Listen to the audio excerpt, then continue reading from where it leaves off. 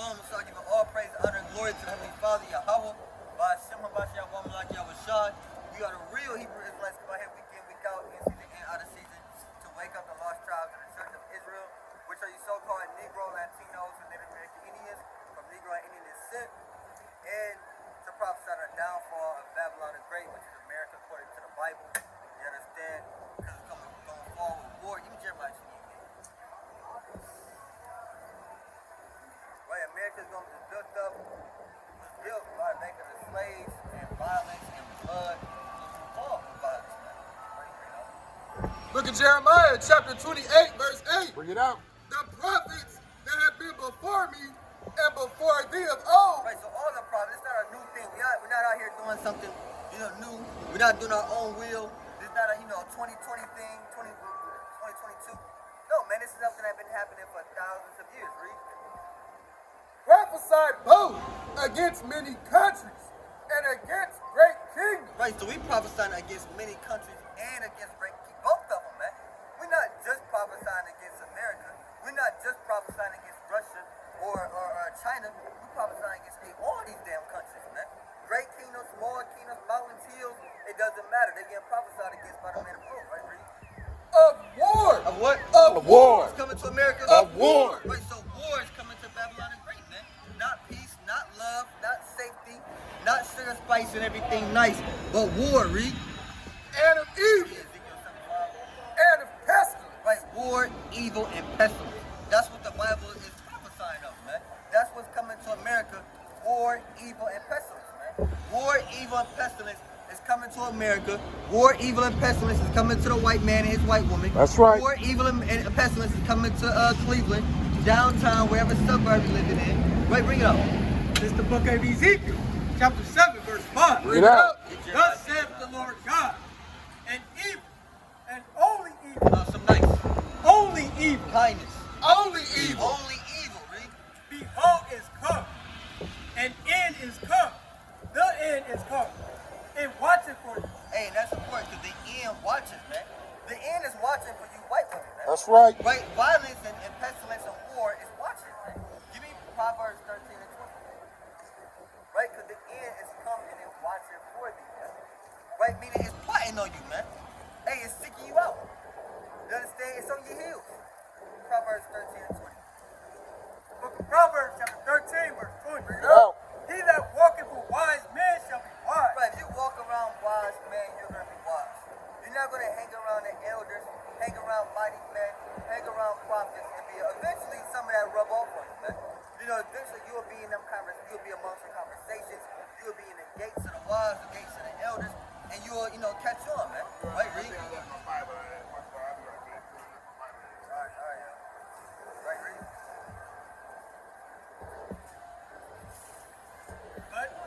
But,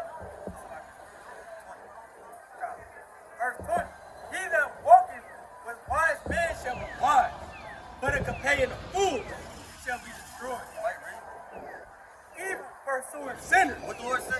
Evil pursuing sinners. Evil pursue. Hey, the end watches, man. Evil pursue sinners, man. It's kind of chasing you down, man. Here you are, you kind of running a race, going nowhere fast, and evil is chasing you down, right, Reed? Unto the righteous, good shall be repaid. Right, and those that evil is pursuing you, man. Evil is pursuing America, man. That's right. The Lord is allowing America's sins to reach up to the heaven, man. Like that Rico case, man. Evil is going to pursue these white people, man. And 2/3 of you Negro Latinos and American Indians, man. You understand that? Give me that Revelation 18. Verse 4, which says, sins reach up to heaven. Right, because the Lord is getting up a charge. Even like Esau do, on a carnal level, Esau kind of rack up against Jake. Jake is selling drugs, gang banging, doing Lord knows what, committing all type of crime, and the so-called police, they'll kind of watch you, man. They'll kind of watch you, sell drugs outside your trap house, and they parked outside, with binoculars watching everything, man. They're kind of allowed that to go on for months, sometimes over their year, man. And then eventually, that case will come down on you, and I'm going, all this proof, all this charges, all this video footage, and that's what the Lord is doing to America. Right, bring it up. Revelation chapter 18, verse 5. Bring it out. For her sins have reached unto heaven. Right, America sit now. When America first started with the slavery, the Lord that took her out right there. But he allowed the sins to continue to rack up. You had slavery, you had Jim Crow, you know, you had segregation, you had with the police brutality, mass incarceration, all these sins, you know, innocent blood being shed, the Native Americans slaughtered the natives, selling the so-called Northern Kingdom onto Spain, all this wickedness, man. We could have ended you right there, but the Lord let it kind of rack up. Well, the Lord could have ended you right there, but the Lord allowed it to rack up. Right, Rick? Hey, sister, you believe in the Bible? What's your nationality? Yeah, right, And God have remembered her iniquities. right. Reward her, even as she rewarded you. So the Lord said he has remembered America's iniquities, man. So therefore, America has to fall. Never, give me that who want to know. Never to be raised up again. Never to come in power again, man. Once America fall, that's it. There's no, coming back, rising up again. Esau building up again a second time. You understand? America not going to be destroyed and then see a little remnant of Edomites left and they may come and say, let's build it back up. You're not going to own Chicago and the Kingdom of Heaven, Cleveland, LA. None of that's going to be completely wiped off the earth. Bring it up. Look at Nahum chapter 1, verse 9. Bring it out. What do ye imagine against the Lord? He will make an utter end. He would do what? Make an utter The end. end watcher, the Lord will make an utter end, read. Affliction shall not rise up the second time. Hey, and it's not going to rise up again. Once we wipe these Edomites out, man. Hey, give me Ezekiel chapter 30 and verse 21. Once we wipe these Edomites out, man, there's not going to be no rising up again to cause affliction. They're not going to cause slavery again.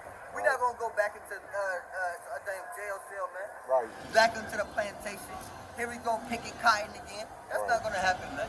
Once the Lord give us that salvation and destroy our enemies, hey, that's over. That's it for them. It went from Solomon 18 and 7. Bring that up. Ezekiel chapter 30, verse 21. Bring it out. Son of man, I have broken the arm of Pharaoh, king of Egypt. Right, so the Lord broke that arm. And your arm, your right hand, your arm, that represents your might, your strength, all in your right arm. So the Lord broke that arm. Hey, man, that just means on a deeper level, he took away that power from him. You understand? The Lord never really broke Pharaoh's arm. He had to wear a cast and wait for it to be healed for 3 to 4 months. No, he took away that strength and that power, right, Rick? And lo, it shall not be bound up to be healed. Right, means it's not going to be healed anymore. Once the Lord, and we know Pharaoh is representing Esau. These are modern day pharaohs in this damn white car right here. Right, so, hey, once the Lord break Esau's arm, it's not going to be cleaned up anymore to be healed, Rick. To put a roller to bind it. Right, you ain't going to roll it around and wrap it up, put a cast on it, Rick. To make it strong, to hold the sword. Right, it's not going to be able to hold, because even today, those swords be heavy, man. Swords don't, it's not a butter knife. You know, you don't just play around with a sword. Them swords is kind of heavy. You know, you got to be a mighty man to really pick that thing up and be swinging that thing around. Constantly. Yeah, constantly, man. That's one-handed. They be thrusting that thing through. That's like 30 pounds you swinging around, man. You understand that? That thing kind of heavy. You going to war for hours. You little scrawny guy, your arm may start hurting. You know, you can kind of put the sword down, stretch your shoulder out. You know, you got to have that strength. So the Lord, if your arm is broke, you definitely can't pick up that damn sword, man. You can't pick up that sword with a broken arm. And Esau, once his arm is broken, you have ears to hear me, once his power is taken away, he's not going to be able to kill no more, man. That's right. He's not going to be able to rule with the sword. Hey, sister, you believe in the Bible? What's your nationality? Come talk to us, sister. 2 minutes. 2 minutes. 2 minutes, sister. It's 2 minutes. Come on, sister. I'll pray. Let me scared a black man. Let me scared a young man. So what's your nationality? You don't have one? Right, well, that's religion, right? So our nationality, like your race. Your race. Right? Right, so we gotta teach our people. You see the sign, sister? We gotta teach our people that there's no such thing as a black woman, an African American woman, a Negro woman, a nigger woman. Those things are not, this slave master, he called you black. You understand? The white man. You understand? But you understand your pants is black. Right? Your skin is not black. You understand that? Your skin is brown. We all mixed up now. You wanna know? Give me number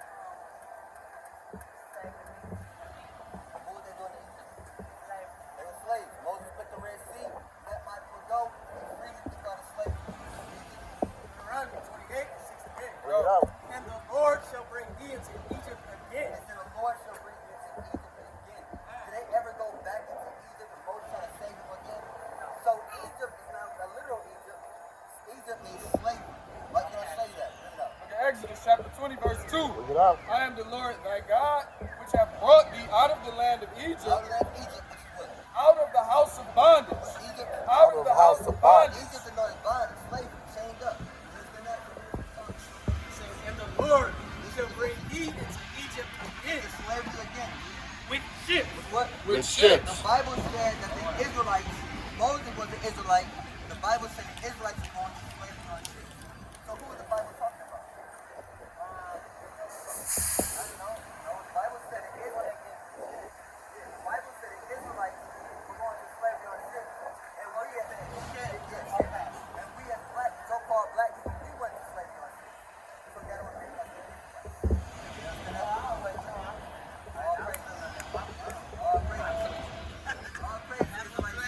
Take a flyer. Take a Take a flyer. flyer. Take a flyer. Take a flyer.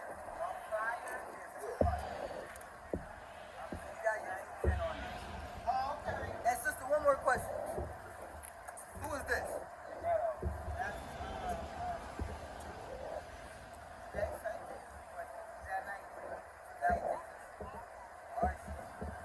Who is this, little man?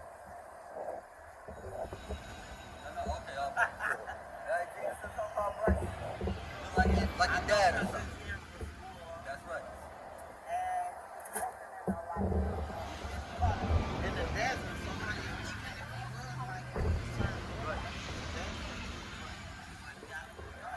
nice what y'all doing. That is beautiful. All praises. You too, sister. Oh, that's your best friend. Ezekiel 30 again. What y'all call something after that? You get Ezekiel 30.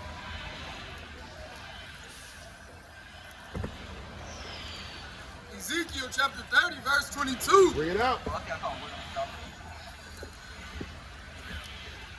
Therefore, thus saith the Lord God, behold, I am against Pharaoh, king of Egypt, and will break his arms, the strong, that which was broken, and will cause the sword to fall on his hand. Right, exactly. So those called Esau not gonna do wars no more. Esau not gonna, the police not gonna shoot at us no more that day, man. You're not gonna be destroyed anymore by Esau. You're not gonna get oppressed. You understand that? Because he's not gonna have that sword in his hand. That's man. right. You understand that? I believe it's Psalms 13 and 17 or 17. Wisdom of Solomon 18, verse 7. So of thy people was accepted both the salvation of the righteous and destruction of the enemy. For wherewith thou didst punish our adversaries. Now read from the top. Wisdom of Solomon 18 and 7.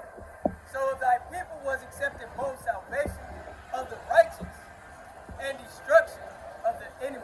Right, so we get salvation of the righteous and the destruction of the enemies. Salvation for the Israelites and the destruction of their enemies go hand in hand. Right, Reese? For wherewith thou didst punish our adversaries, by the same thou didst glorify us, whom thou hast called. Right, so in Israel's called. So once the Lord destroyed a white man, hey, then he gonna glorify the so-called black man who was called, man. Which is the Israelites, man. That's right. Right? You don't something is black, man. Right. Hey, brother, what's your nationality, brother? What's your nationality? Same as you, man. Like, what is that? All Family? day. Black, your shirt black, brother. Your skin is brown. Right? There's no such thing as black. Like I said, everything wicked is black. Black magic, wicked. Black cats, wicked. Damn, everything is black, man. Right. You understand? So you're not black, man. And there's no such thing as white. Right. Every time you ask your fam, you ask that, you got an attitude, man. Same as you, fam. Just say you don't know in front of your woman, man. Just say that. You Jeremiah 50 and 9. You're just gonna be destroyed.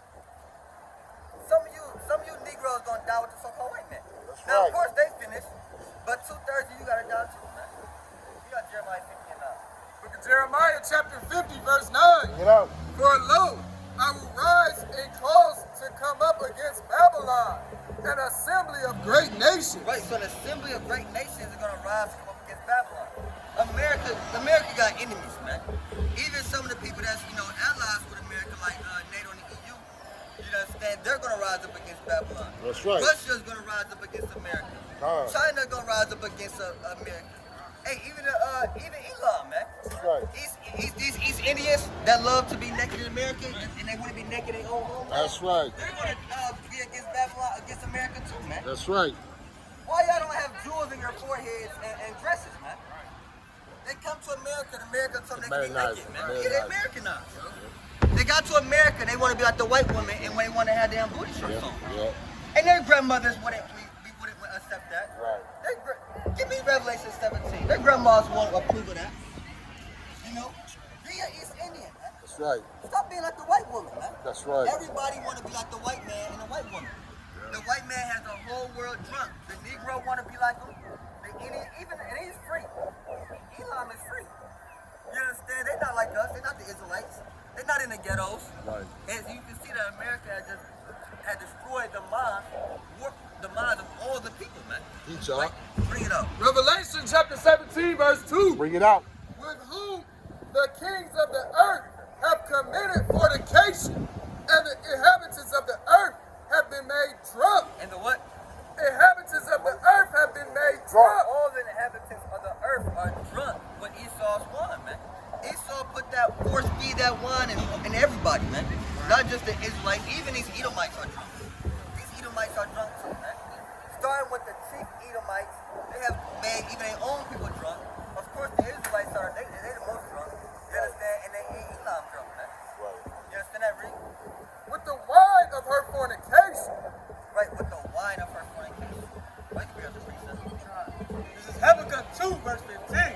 Bring it out. Woe unto him that giveth his neighbor drink, that putteth thy bottle to him.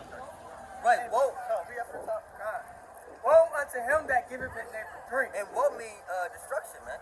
Just woe, death and destruction. Woe unto him that give his neighbor drink, man. They give their neighbor drink. They force that wine in their mouth. That putteth. Did we do what? No, we don't have a religion. We have a heritage and a culture. You understand? Let me ask you this. So when you deal with the Arab people, right? You have certain people like the Arabs, for example, where their culture is almost synonymous with their religion. You understand? So for example, the Arabic man culture is pretty much the Quran. You understand that? So we letting our people know that the black man woman's culture is the Bible. Right? Our culture, that's not our religious work, this is our culture. Right? Okay. Alright, our culture is not Come back and talk to y'all. all praises. Most all with it. Our culture is not, loving hip hop.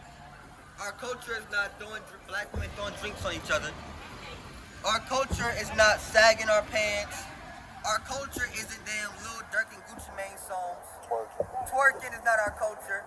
Rumor, going to the nightclub rumor is not our culture. Damn, what else, man? Cigarettes and black and mild. Getting high. Damn, Friday movies. That's not our culture, man. Right. That's 2/3 culture. 2/3 love damn Friday movies. You understand? And Ice Cube. You understand? Our culture is the law, statutes, and commandments of God. That's right. You understand that? Our culture, Yahweh Bashem Yahweh Shah. All Right, right. you can read it out. God. Habakkuk 2, verse 15. Bring it out. Woe unto him that giveth his neighbor drink, that putteth thy bottle to him, and maketh him drunken also, that thou mayest look on their nakedness.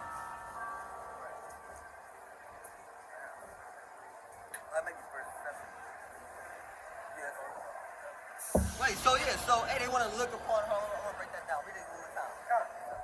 Woe unto him that giveth his neighbor Third drink. time the charm. Right, so woe unto him that giveth his neighbor drink. And that's what Esau has done. They have forced us that drink. Forced the inhabitants of the earth that wine, man. Read.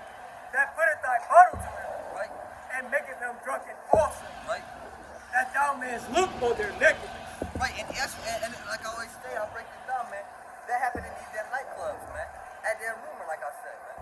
You want to go in the club and, whatever the case may be, the bar, and you always buying Eve a drink. Esau buy his woman a drink, and Esau buy our woman a drink. Esau buy our woman a drink, with the expectation to take her home and see her naked, man. And on a spiritual level, Esau get our woman drunk. Esau getting the Lord's woman drunk. You understand? Because us as a nation, we're the Lord's woman, we're the Lord's wife. Esau getting a... All right, most high willing, Edward, see you. But Esau get the Lord's woman drunk with the expectation of taking us home, man. Right. And doing Lord knows what. Right. You know, that she ain't even know it's spirit. Right. You understand that? Taking us home and doing Lord knows what, man. So Drop- they can see our nakedness. Dropping them pills to the drink. Yeah, dropping that Okay. pills. Yeah. You understand that? So that's what happens on the spiritual level. They can see our nakedness. Give me Exodus 32:25. Right? Because that nakedness means they sin. They want you drunk. Like we see the Elamite women. Elam got her little ass out in them shorts, man. You know, in sin. Why? Because they're drunk, man. You know what I'm saying? Our people are in sin. Why? Because they're drunk. They get you drunk so you can be in that sin. That nakedness represents that sin. Right? Bring it up. Exodus 32, verse 25. Bring it out. And when Moses saw that the people were naked, for Aaron had made them naked unto their shame among their enemies. Right. Oh, read verse 22. Let's get the context. Verse 22. And Aaron said, let not the anger of my Lord wax hot. Thou knowest the people that they are set on mischief. Right. Meaning the Israelites are losing their damn mind. They're rebellious and they wicked. Right, read. For they said unto me, make us gods. They forced in Aaron. They told Aaron, you better make us a god.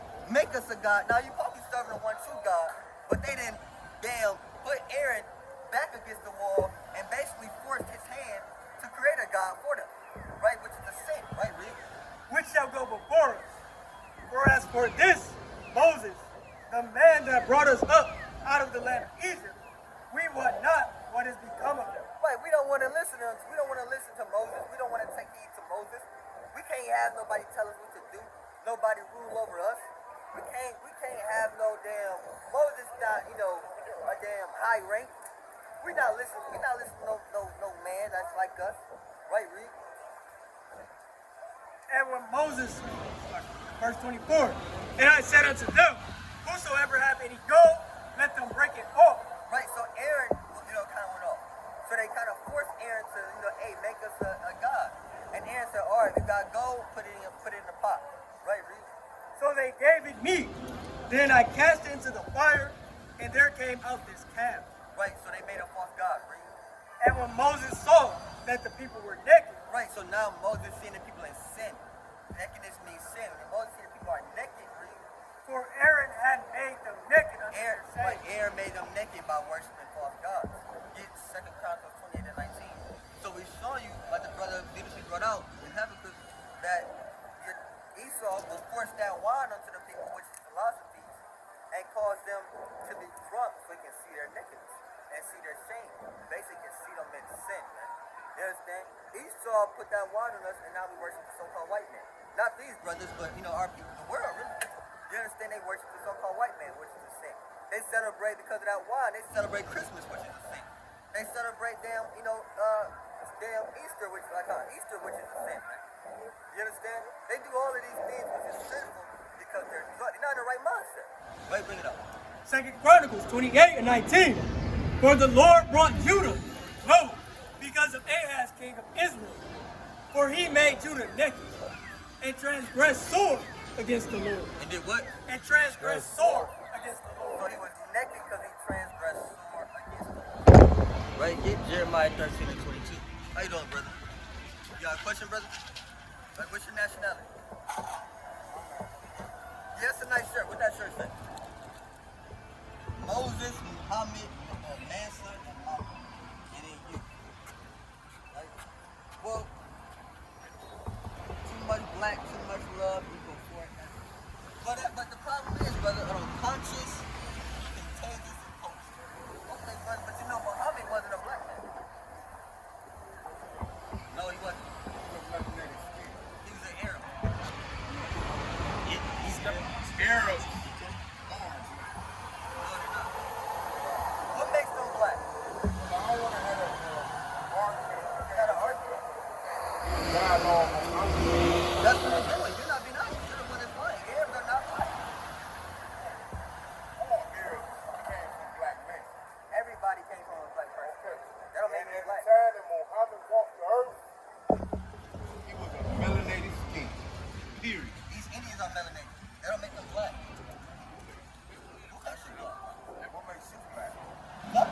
not blood. I already know what I'm not now. Okay, so what are you? I ain't know what I am, man. What is that? One of God's chosen people.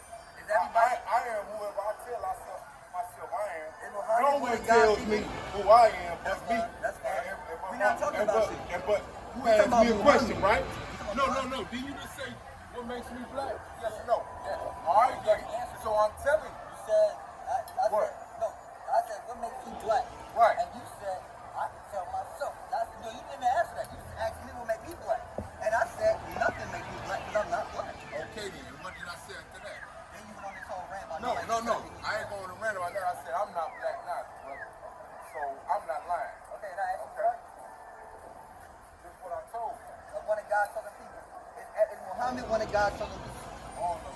Who are the- All the prophets are. All the prophets What are. was Muhammad's nationality according to the Bible? I don't really subscribe Okay, to the that. Quran. According to the Quran, I don't subscribe to that, nigga. he was from Muhammad. I don't subscribe to Moses nothing, is man. in the Bible. Moses is in the Bible. Moses is in the Quran as well. So how you don't describe the books that Muhammad is in the Bible as well. Hey, no. You said we got You two better, truths. you better, You said we got no, two truths. no. I don't got You better get a better discernment of it. All right, then you teach me. And instead, no. Teach me right now. You teach me. yourself. You can't do it. Bring it You out. teach yourself. I can It's the show book you. of 1 Thessalonians chapter 5 verse 1. Get out. You can only learn on your own. You can only learn Prove all things. Prove all things. Prove all things. Foolish elders. That's right. Foolish old men. Read it again. Prove all things. Lord say, Prove all things. ain't prove nothing, man. Read. Hold fast that which is good. Ain't not holding. You not been holding on to what's good, man. Give me Psalms 119 and 99. You got foolish elders in this thing, man. Give me 2 Maccabees 6 and 1. Foolish elders, man. Foolish men. You're supposed to be a righteous example. Then the Lord said, be an example. But instead, you've been a wicked example. Right, bring it out. Whoever got it first. Psalm 119 and 99. Bring it out. I have more understanding than all my teachers. What the Lord said? I have more understanding than all my teachers. So you got young men who have more understanding than their teachers, man. Like say you can't be, you better get a better discernment. Then teach me, man. Why would you refuse to teach me? If I need a better understanding, why would you just walk away? Hey, if I see a brother and I see you need a better understanding, I'm a teacher, man. I'm not gonna say figure it out on your own. Give me Acts 8 and 30 real quick. That's not in the Bible. Figure it out on your own. Where's that at in the Bible? Hey, just keep reading. I'm reading it. I ain't seen it yet, man. When you gonna eventually teach your brother? Acts 8 and verse 30. Look at Acts chapter 8 verse 30. Bring it out. And Philip ran thither to him and heard him read the prophet Isaiah Wait, so you got the Ethiopian eunuch reading the prophet Isaiah, read? and said, understandest thou what thou readest? You understand Isaiah? That's a deep book, read. And he said, how can I, except some man should guide me? No, I figured it out on my own. Should guide me. No, just keep reading. Should guide Get a me. better discernment. Should guide So me. only way I'm gonna get to understand is some man should guide me. And he refused to do so, man. He just refused because he couldn't, man. It's not in there, man. Right? That's on that. Bring that out again for the top. Psalm 119 and 99. Bring it out. Look at Esau. Get a room, man. What are y'all doing? You got old nasty red skin out in public. It's kids out here. We're completely dressed. That's nasty, man. Bring it out. Psalm 119 and 99. I have more understanding than all my teachers. Hey, sisters, y'all believe in the Bible? See that? Read out. I am more understanding than all my teachers, for thy testimonies are my meditation. Right, that's I understand more than the ancients. what? I understand more than the ancients, because I keep thy precepts. Get 2 Maccabees 6. It's simple. Keep the commandments, keep the precepts, go over the scriptures. You have more understanding than the ancients. Then these, these old now wise elders. Give me 2 Chronicles 10. Because we have wise elders. You understand? And we take you to wise elders. But then you always got some foolish old dude that don't know what you're talking about. Right, bring it up. It's the book of 2 Maccabees chapter 6 verse 1. Not long after this, the king sent an old man Is it the what? an old He man sent an old man, read. of Athens to compel the Jews to depart from the laws of their fathers. And that's what happens. They want to send that old man because they know, you send an old man, you usually listen to the old man. You listen to like the OGs, the old heads, the old man, whatever you want to call them. But he sent this old man not for good, but to cause them to go off. And that was Satan. Now, at first I seen the shirt, I thought, it was cool. Then he moved the kind of the strap. Yeah, he's proud. Yeah, I'm kind of examining it. It's not for you. Stand up black people business. Keep it pushing. That's white people. That's right. Right? So then I kind of, examine the whole matter, and I'm like, no, man, that's all, man. Right, Reed? And not to live after the laws of God. And that's what they want. These old men don't want to live in the laws of God. They want to live in according to the street codes that they done made up. They're them hood politics that they got. You understand? They're them jail rules. You understand that? But we're not doing that, man. That's right. We gonna follow the laws of God. Read it out. 2 Chronicles 10:1. 2 Chronicles 10, verse 1. Get it out. And where you get that? Give me 1 Corinthians 10 and 4. Got one more precept before we go on to the right. 1 Corinthians chapter 10, verse 4. And did all drink the Right, same. it's about our forefathers in the wilderness, man. So say, and did all drink, read. The same spiritual drink, for they drank of that spiritual rock that followed them, and that rock was Hamashiach. Right, read. But with many of them, God was not well pleased, for they were overthrown in the wilderness. Right, a lot of our forefathers, God wasn't pleased with, man. A lot of our elders, God most time wasn't pleased with them. And he overthrew them in the wilderness, read. Now these things were an example to the intent we should not lust after evil things, as they also lust. Right, so you have some of our forefathers who are used as a bad example, man. You got some elders that's a bad example. Some people you're supposed to look at and realize, I can't be like that. You understand that? You may have the nigga who was, in jail basically his whole life doing, wickedness. And you gotta learn from the mistakes. I can't end up like him, man. I can't sell drugs and be an alcoholic and, beat on a woman and all type of foolishness like this man was doing. Right. You understand? I can't worship other gods, like they were doing. You understand that? You learn from the mistakes, Reed. Neither be ye idolaters, as were some of them. Right, because you see the judgment. Some of our forefathers was in idol worship, like we read about in Exodus 32, and they were getting destroyed. So you look at that like, damn, I know that got them killed. That got them destroyed. I don't want to be killed. I don't want to be destroyed. I don't want to follow their ways then, Reed. As it is written, the people sat down to eat and drink, and rose up to play. Right? Neither let us commit fornication, as some of them committed, Right. and fell in one day 23,000. Right, 320,000 men died. Why? Because of fornication, man. So you don't want to follow that wicked example. Right, Reed? Neither let us tempt Hamashiach, as some of them also tempted, and were destroyed of serpents. Right, and they were destroyed because they was tempting the Lord, man. So you don't tempt the Lord, man. So you have righteous examples in the scriptures, and then you have wicked examples in the scriptures. There's a just balance to everything. You have righteous elders, and you take heed to those righteous elders. You don't buck up against the righteous elders. You don't kind of, you listen, man. You humble down. You come humble before them, man. But then you got wicked, kids who 50 plus, and they still act like they 16, man. Hey, brother, what's your nationality? African-American gang? African-American gang is not a real nationality gang. Right? Israelite is your nationality. That's right. You understand that? African-American came in the 86 gang. You understand that? Hey, the damn Bloods we'll be Bloods, man. I believe the Bloods is longer than, been here longer than African-American, man. You understand that? How you doing, bro? Right, what's your nationality? Alright, that's not it, brother. See that he heard that, he thought he'd give a better answer. Native American, I don't know. Bring that up.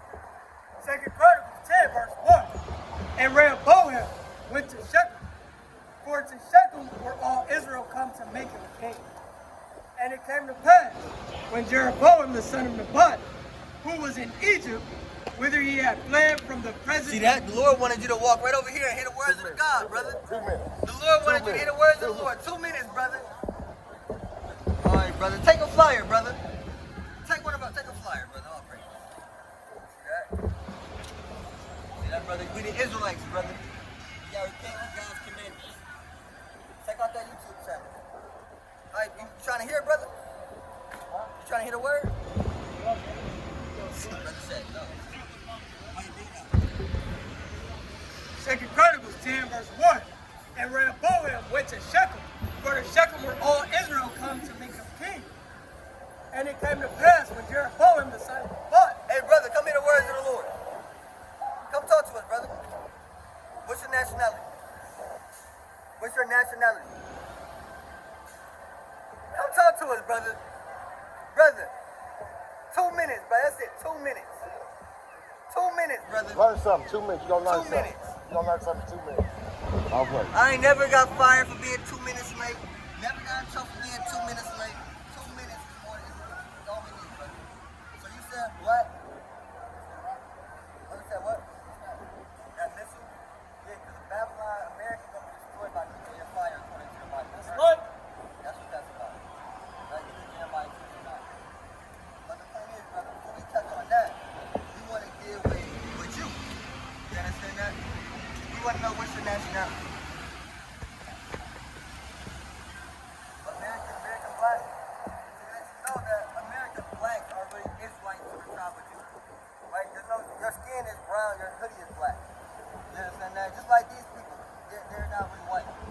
You understand? Her shirt is white, her skin is pink. Like the peach color. So there's no such thing as white men, there's no such thing as black people, or anything like that. You ever seen an East Indian man before? These Indians be darker than you. They're not black. Right? So what makes us black? Only thing that makes us black is that our slave master called us black and ran with it. That's it. But according to the Bible, we would be the Israelites. That's Are right. you familiar with Moses? What do you know about Moses?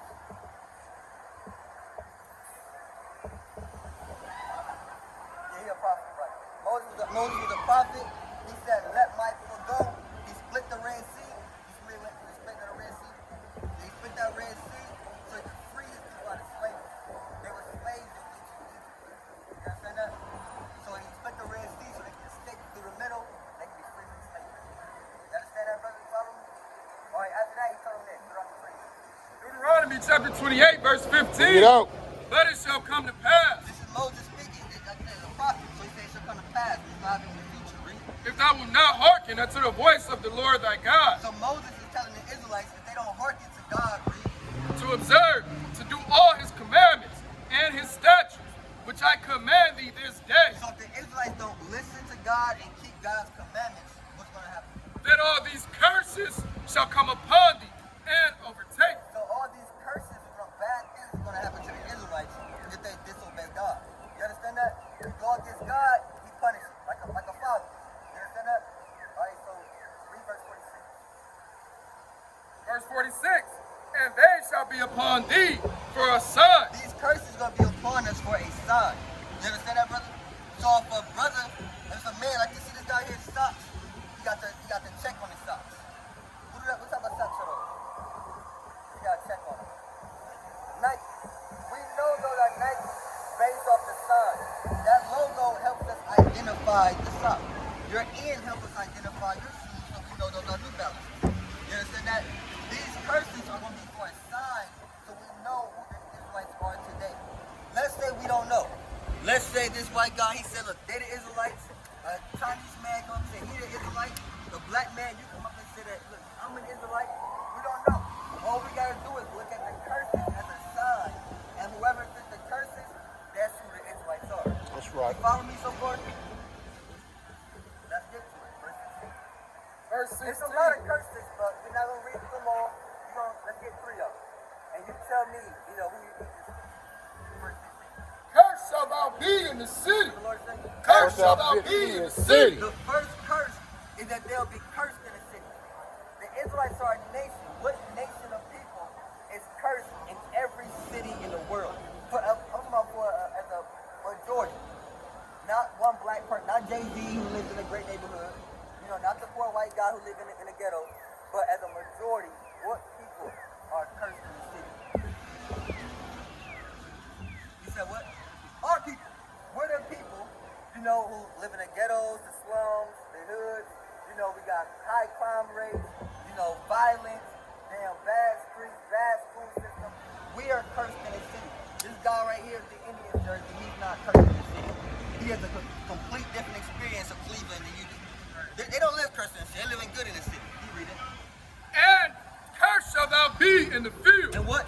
Cursed shall thou be in the field. Who was cursed in the field? We were. Like, let's read verse 48. It gets better. So we got our people. Now that right there should wipe out everybody. We know the white man not cursed in the city. We know the Chinese man not cursed in the city. We're cursed in the city and cursed in the field. Right? Verse 48. Therefore shalt thou serve thine enemies, The Lord said the Israelites like to serve their enemies. Read. which the Lord shall send against thee in hunger. So when they hungry, they gotta go to another people, another race of people, another nation of people for food. Read. And in thirst, They gotta go to another people for water. Read. and in nakedness, The clothes that's on their back, they go to another people for their clothes. Read. and in want of all things. What people have to are 100% dependent. They're not independent at all. They have to go to other people for food, for transportation, for water, for clothing, for an education. What people is this? They're cursed in the city, cursed in the field.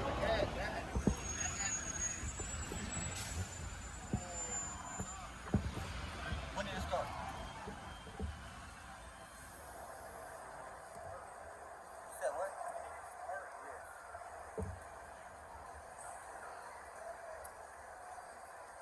So the point is, brother, it's cursed as long as we're all like sin. Now look at this. We know our people once, this is during the time of Europe, we had the Moors. We know our people. You said, when was the Bible written? Well, that's kind of a different question. You had, in terms of this book literally right here, then, because the Bible just go back to the word biblical. It means a collection of books. So you have multiple books. Like you had the book of Genesis, the book of Jeremiah, the book of Psalm, so forth and so on. And we put it into one book. So the book was, give me Psalm 16 and 11. Psalm 16 and 11. So the book, this specific book that we have today, it's been like a couple hundred years. You understand that? But in terms of that written in Deuteronomy, that's been written since old. You understand that? Book of Psalm, chapter 68, verse 11. The Lord gave the word. What the Lord said? The Lord gave the word. The Lord gave the word, read. Great was the company of those that published it. So this Bible had been published, he had different councils during that time. So, not that, a couple few hundred years. You understand that? But in terms of when was Deuteronomy written, that's thousands and thousands. You understand that? So, but the point is, brothers, that these curses, let me get this first. Give me John 13:19. The reason why the Bible is the best book in the world is because it deals with prophecy. That's how we know the Bible. There's no other so-called religious book that deals with prophecy. There's no prophecy like the Quran. There's no prophecy in the Quran, not one. Prophecy. Hold on, let me think about that. Prophecies mean that the Bible speaks of things before they even come to pass, and then it happens in the future. So that's how we know it's true. So like I said, there's no prophecies in the Quran. There's only prophecies in the Holy Bible. I'm gonna answer your question. Let me read this first. It's the book of St. John, chapter 13, verse 19. Read out. No, I tell you before it come. I do what? I tell you before it come. Speak before I come. Read. That when it is come to pass, ye may believe that I am he. So you know this is the truth because it already spoke about it prior. So the Bible in Deuteronomy, this is over thousands of years ago, about 4,000 years ago, and it's saying that the Israelites will be cursed in the city. They'll be dependent people. Like I said, it's more, but that's why we stop right there. And we see that this is us. That's no coincidence. That's not like, oh, is this a coincidence that just so happens we cursed in the city? And it just so happens we're the dependent people. No, we're the Israelites. That's right. That's what we fit these prophecies. We fit these curses. You understand that? Now, I forgot, what was your question again? Oh, do I take it literal? So some things are literal, and then some things aren't. So some part is literal. Like Jesus Christ literally died on the cross. You know what I'm saying? The curse in the city. You will literally be cursed in the city. But in Revelation 21. But it's so.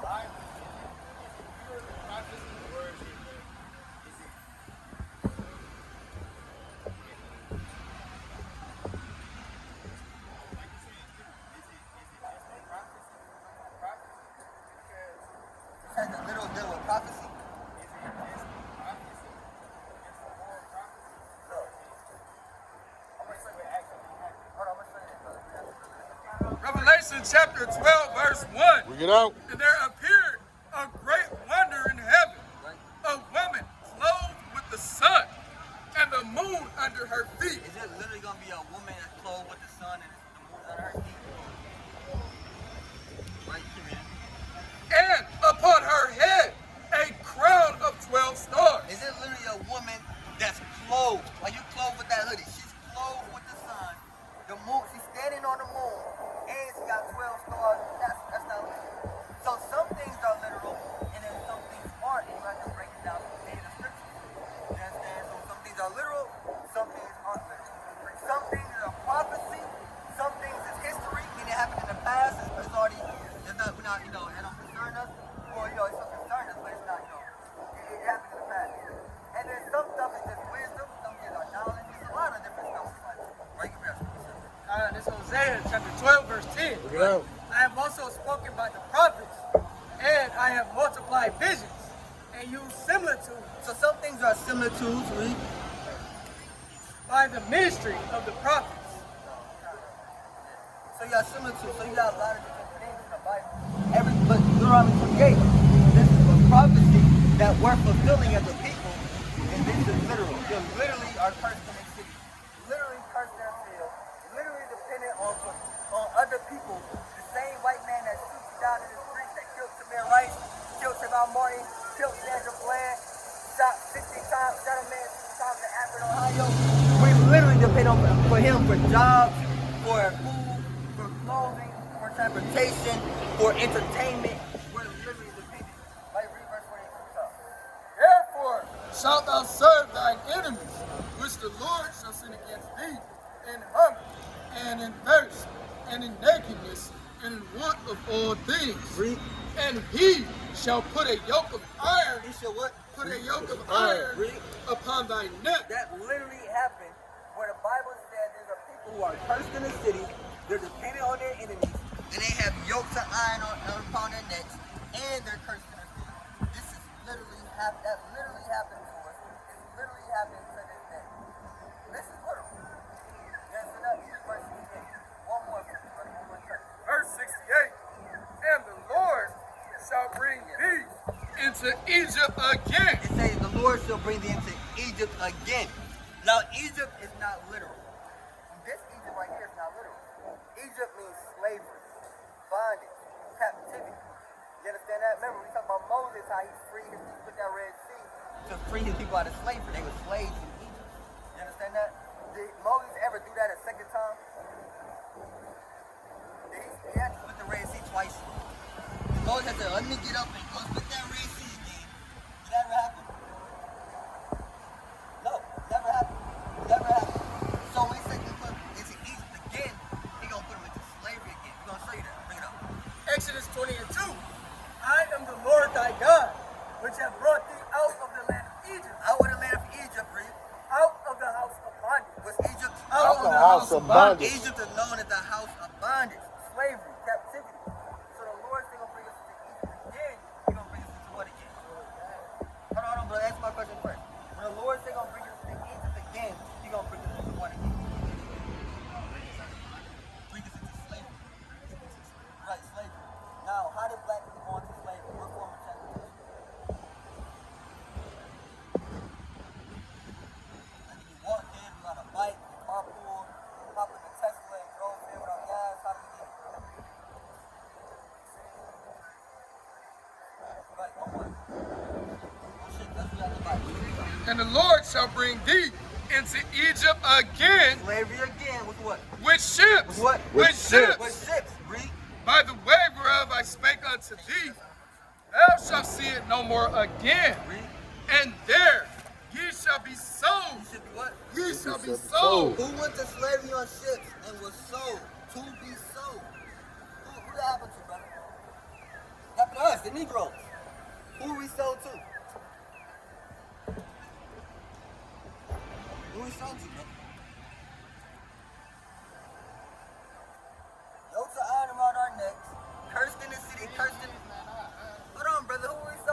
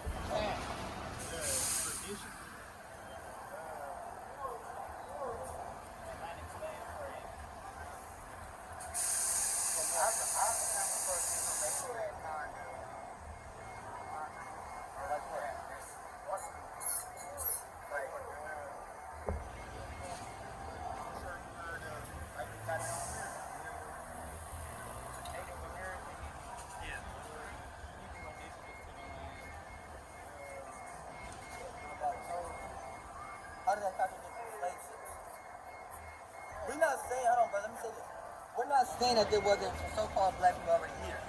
We're not, denying that. But we are saying is slavery actually happened. People literally went on slave ships. We even got history books that go into how even Hispanics went to slavery on ships. So we're not saying there wasn't people already here, but that don't mean people still brought here from Africa. There's only one way to bring it here. That's a boat. That's a ship. So we're not saying that Christopher Columbus discovered America because black people already here. Brothers that look like you already here. You understand? We're not denying that, but the point is, our history, part of our history is us going on that slave ship. That literally happened. You understand that? So they don't contradict. It's just that two things can be true at once. Black people can be here and black people can also be brought here. That's what it is. All right, so let's read this verse one time. Deuteronomy chapter 28, verse 68. Bring it out. And the Lord shall bring thee into Egypt again Slavery with ships on slave ships. by the way whereof I spake unto thee, thou shalt see it no more again. And there ye shall be sold. We should be sold. You said to white people, right?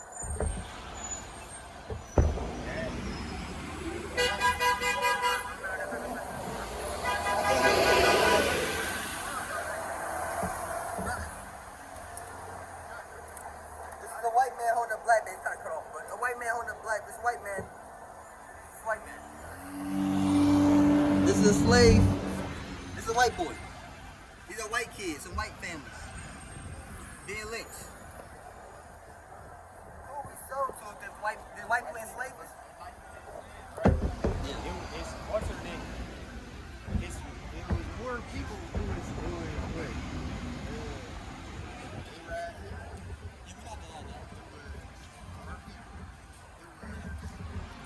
Maybe it was a different type of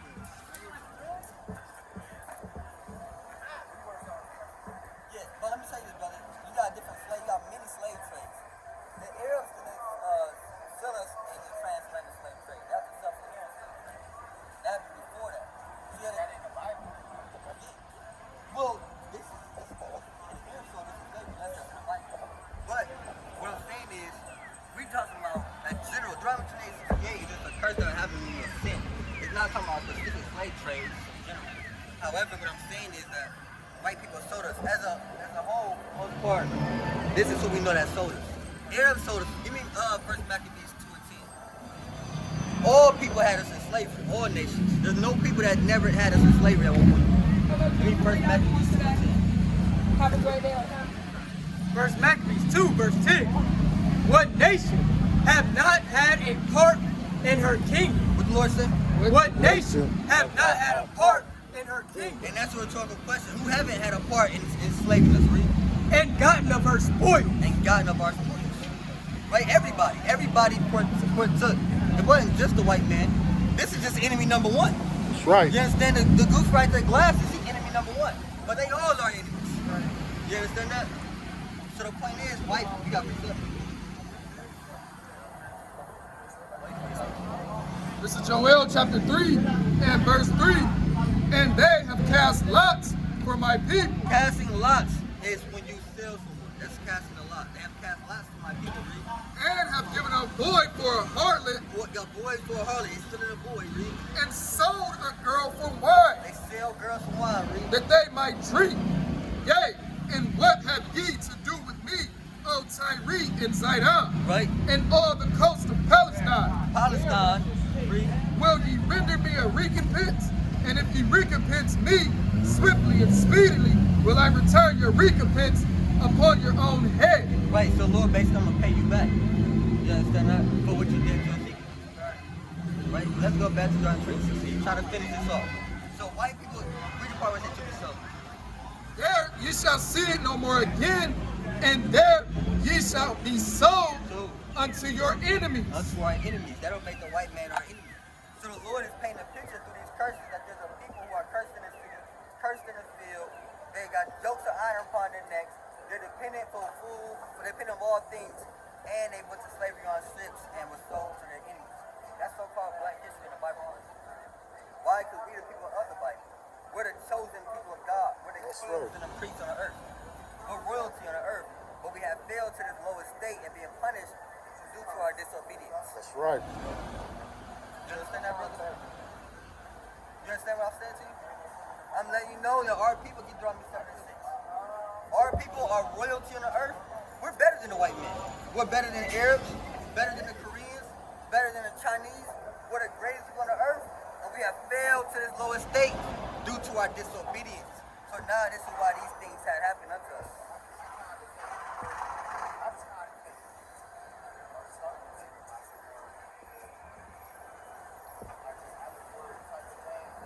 We not disagree with that. Well, how do you?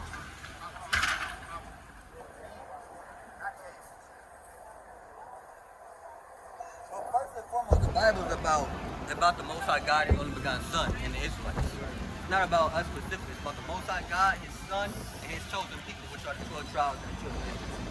That's what the Bible is about. And you saying allegory, hold on, brother, every single word in the Bible is not an allegory. It's not, some things is just literal. The Bible says that Christ is going to ride upon a donkey. He literally came on a donkey. The Bible says that you have depend on your enemies for one of all things. That's literal. Some things are literal, some things aren't literal. We read for you so far, it's literal. You literally went to slavery on ships, literally had yokes of iron upon your neck. You literally depend on your enemies for one of food, water, and clothing. That literally happens. How do you break that down in an allegory? By saying yokes of iron upon your neck. Yokes of iron around your necks and talking about astrology. How chains around your necks and talking about zodiac signs.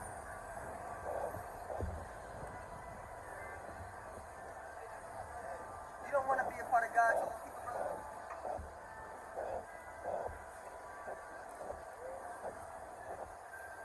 You gotta think about it. Do you want to be God's chosen people? And you gotta think about it. You gotta scratch your head. Do I really want to be God's chosen? What if I say you, the chosen people of God? Do you want to be a part of it? Do you want that or not? We're not talking about religion. We're talking about a nationality. We haven't mentioned religion. Christianity hasn't came out of our mouth. Islam hasn't came out of our mouth. Buddhism hasn't came out of our mouth. We told you that you're not black and your race, your nationality is the Israelite. That why do you think of religion? We're not talking about religion. We're talking about your nationality. And we're proving to you what your nationality is. Give me a second. Stop right 17 and 11. Bible, the Lord never gave nobody religion. When did the Bible say, look, I want y'all to be Buddhists. I want y'all to be Baptists. I want y'all to be a Jehovah's Witness. That's not in the Bible. Look at Sirach, chapter 17, verse 11. Besides this, he gave them knowledge and the law of life. And what? The law of life God has given us the law of life, read. for inheritance. For religion. For inheritance. To be a Baptist. For inheritance. A heritage, brother. We was given this Bible for a heritage. It's our heritage. You know that your people, black people, are the only people that don't got a heritage. Everybody else has a heritage but you. Everybody else has morals that's based upon a certain heritage except you. What do you do as a black man? As a Chinese man, they put their hands in their sleeves, they bow down, you know, that's how they show respect. The Arab man, the Arab woman you wear a modest dress and you only see her eyes. What do you as so-called black people, what do you do? Cookouts, black and mild, and love and hip hop. Is that your heritage? We the only people that don't have a heritage. And we let you know that we do have a heritage. This is our heritage. That's right. You said what? No, brother. We just read out the Holy Bible that it's not a religion. We just read that it's... No, it's not. No, it's not. It's no religion. What did we just read out the Bible? Did it say a religion? Or did it say heritage? Okay, so why do you keep saying it's a religion then? You're lying on the Bible. Bring it up. Look at Sirach, chapter 24, verse 23.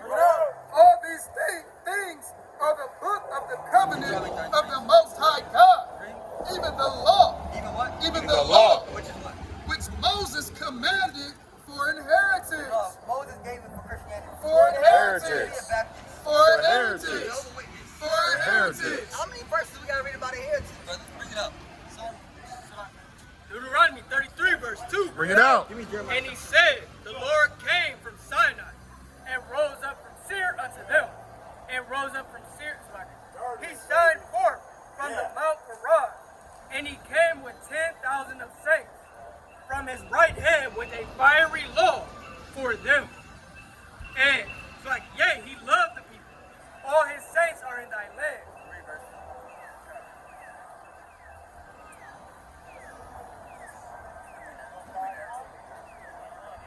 It's Jeremiah chapter 17, verse 4. Bring it out. And thou, even thyself, shalt discontinue from thine heritage, From thine heritage. From them Pentecostal. from Thy thine heritage. heritage, So we have been discontinued from our heritage, not from the religion. The Bible says this is your heritage. Why you deny your heritage, brother? Oh, so you an Israelite? An Israelite? No, I proved to you. I showed you that you're an Israelite. Let me say, hold on, let me say this. Oh, and the white man told you it was, you didn't argue him. Who wrote this? That's right. You get Exodus 17 and 14. Who wrote, you said, so you saying the white man wrote it? That's what you're insinuating? I'm saying that it might have been changed. Do you know who the Israelites are? The Israelites are the chosen people of God. I want you to use logic before you put the scriptures. The Israelites are the chosen people of God. Everybody that you heard of in the Bible, that you even heard about, who was a great person in the Bible, from Moses, Jacob, then Jesus Christ, then Daniel, Paul, everybody ever heard of, they all were Israelites. That's right. We just read to you that the Israelites were cursed for the city. The Israelites have yokes on water neck, so they go into slavery on ships. We're letting you know that these great people you read about in the Bible, they all were Israelites, and you an Israelite. And why, if somebody would change it, wouldn't they make, if the white man wasn't changing, wouldn't he change it so that he could be Israelite? He would keep you as an Israelite. No, it's not bad. It's not bad. Somebody say that you did. They will keep you.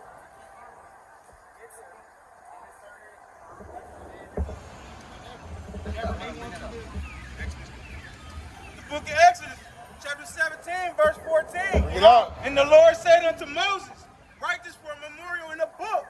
Write this for a memorial in a book. Write this for a memorial in a book. And rehearse it in the ears of Joshua. For I will utterly put out the remembrance of Amalek from under heaven. So the point is, Moses wrote part of this. Yeah, a lot of people, even Isaiah 8 and 1. But you got the prophets, that's Jeremiah 51 and 60. Right, so the prophets of old, that's who wrote. Hey, brother, you might as well hit a word. You might as well say. Look at Isaiah chapter 8, verse 1. Moreover, the Lord said unto me, take thee a great roll, and write it, And do what? and write it, What? and write it in it with a man's pen. And write it with a man's pen. You understand that? Give me a second, Ezra 15:1. So all throughout the book, yeah, this is. I was going to check out the 5. This is the show. Hold on. Second Ezra 15:1. And Jeremiah 51 and 60. So you quote it. Book of 2nd Ezra, chapter 15, verse 1. Bring it out. Behold, speak thou in the ears of my people the words of prophecy, which I will put in thy mouth, saith the Lord, and cause them to be written in paper. And do what? Cause them to be written in paper, for they are faithful and true. They are faithful and true. That's right. Jeremiah 51 and 60. Jeremiah 51. Verse 60.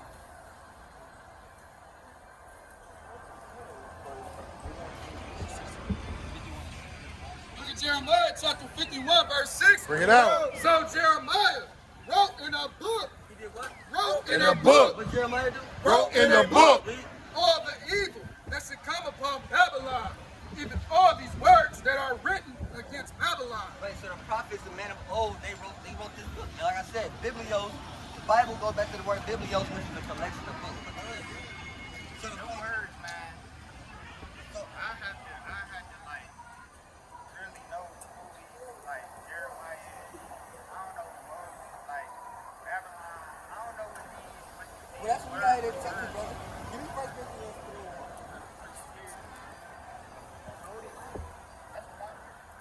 Well, the point is, brother, you asked the question, who wrote it. That's why we go through these precepts, these scriptures to show you who wrote it.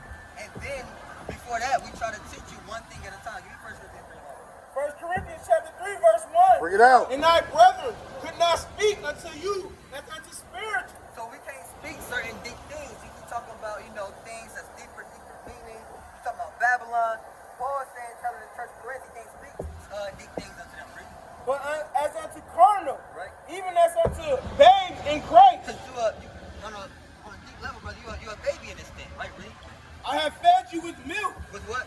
I have fed you with milk. A baby, you don't feed a baby meat. When he first born, you don't say, here, take this chicken. You understand that? No, you feed him with milk, so he get bones and grow, you get a little stronger. Then eventually you give him that 12 piece. Right, Reed? And not with meat. And not with meat, Reed. For hitherto ye were not able to bear it. Right, Neither because you won't be able to handle the deeper things. You understand that? Like I said, we're coming up. Like I said, Babylon and all that, Jeremiah, you don't know who those people are.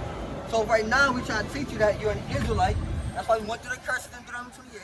Teach you that you're an Israelite. You'll learn that, and then you'll continue to grow. That's right. You understand that? And eventually, you'll be calling out scriptures like this. Listen, you'll know Jeremiah. That's right. You'll know Babylon is America. Now, you got ancient Babylon, which is modern day Iraq. And then you got the modern day, the daughter of Babylon, which is America. You'll know that. You'll know how to kind of break it down and go into. You'll know America's going to be destroyed. After you ask about the missile, America's going to be destroyed by missiles. Where missiles at in the Bible? That's right. You'll know these things. But first, you got to give you that milk, and you can grow in the spirit. Give me Hebrews 5 and 12.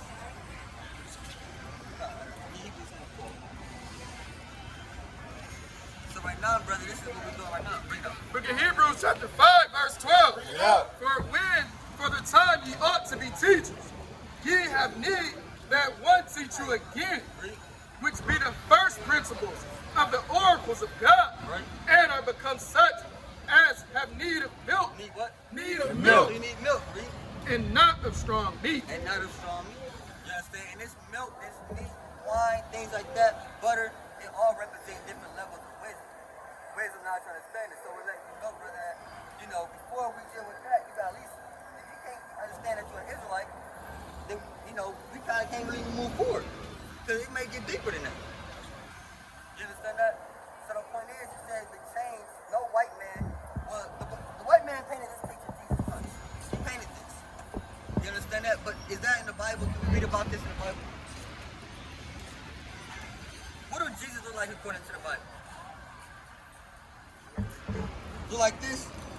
Now, if the white man painted this and he changed the Bible, why wouldn't he write this in the Bible? Why wouldn't he say Jesus is a white man with long hair and baby blue eyes? Why wouldn't he say that if he changed it? If I'm a white man and I get a hold of the Bible and I'm about to change it, the first thing I'm changing is Jesus Christ. Especially after I done took all day thinking this. This don't take 2 hours. You kind of all day getting it right. I done took all day, weeks painting this thing, but I never wrote it in the Bible. That wouldn't make sense. Bring it up. Revelation chapter 1, verse 14. Bring it out. His head and his hairs were white like wool. So Jesus Christ had woolly hair. Who got woolly hair today? What people got woolly hair? We do. Look, the Bible, everything that we read about is us. That's What right. people got woolly hair? We do. What people had yokes of iron around their necks? We did. What people are cursed in the city, cursed in the field? We were. What people had 1.16? It's not about we. This Bible is about we. The Bible about truth. That's what we're trying to show you, brother. So we have woolly hair, Reed. As white as snow. White woolly hair, Reed. And his eyes were as a flame of fire. And he had red eyes. This man don't got red eyes. Right, Reed? And his feet like unto fine brass. What color is brass? Brown, right, Reed? As if they burned in a furnace. As if what? They burned in a furnace. When you burn something, do it get lighter or darker?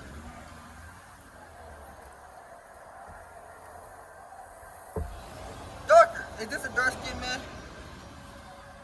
So this is a dark-skinned man.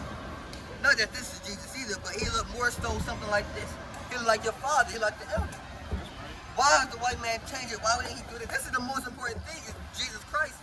This should have been the first thing he changed. See that, brother? And what was Jesus Christ's nationality? What was Jesus Christ's nationality? Yeah.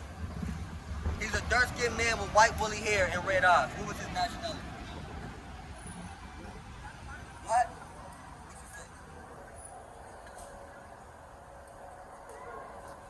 Black and Hebrew is the same thing, though.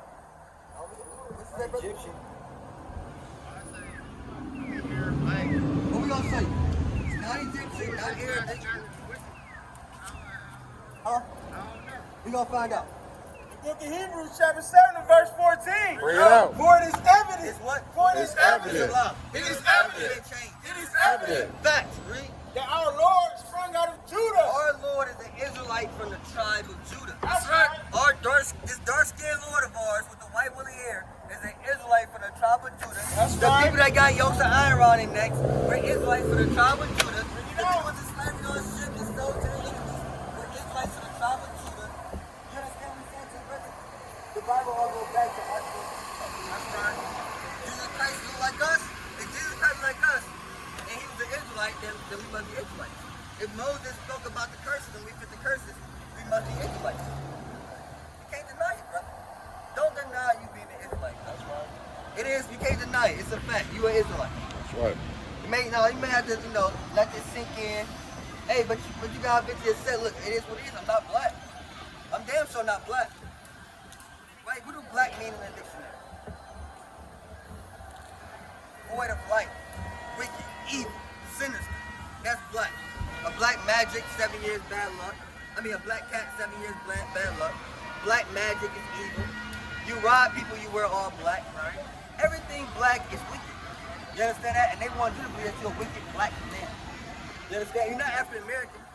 African American came from Jesse Jackson in 1986. You're not African American. You're not a nigga. You're an Israelite. That's right. You understand that, brother? Come on, brother. You're fighting it, brother.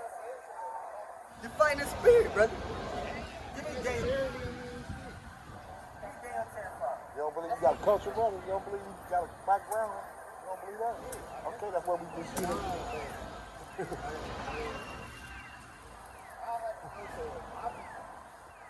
You among the people now.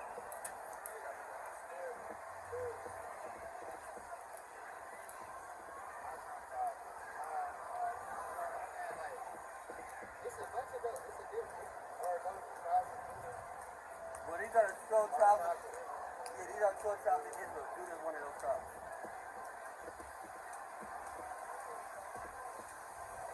And when that, you know that more than likely is from the tribe of Judah. And Israelite from the tribe of Judah. We'll bring that up. Daniel 10:5. The book of Daniel, chapter 10, verse 5. Yo. Then I lifted up my eyes and looked, and behold, a certain man clothed in linen, whose loins were girded with fine gold of Uphaz. Right, so Christ got linen garment on, right? His body also was like the beryl, and his face as the appearance of lightning, Right, because he had wisdom, right? and his eyes as lamps of fire, Right, because he drank wine, right?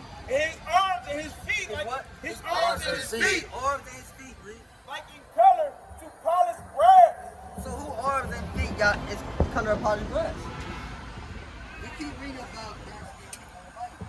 We saw Psalm 105. Everywhere we read about the Bible, these Israelites were all dark skinned men. These Israelites, the curses, these Israelites, see that? Look.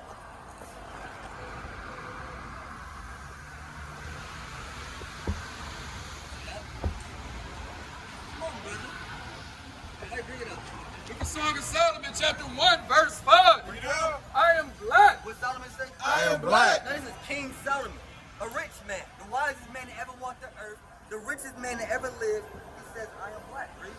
But comely, O ye daughters of Jerusalem, as the tents of Kedar, as the curtains of Solomon. You read it? Look not upon me because I am black, because the sun hath looked upon me. Who get dark when the sun looks upon him?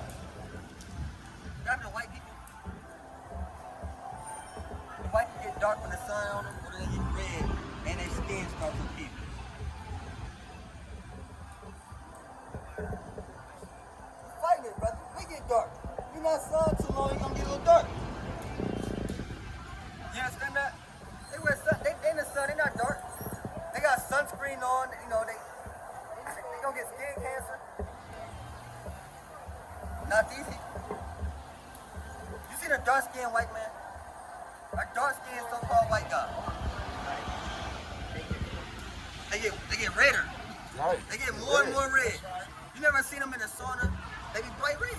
They rednecks. The person say rednecks. So Bible talking about people, dark skinned people, slavery on ships, yokes of iron, cursing the city, cursing the field. Jesus Christ got woolly hair, and he's an Israelite. Brother, all roads lead.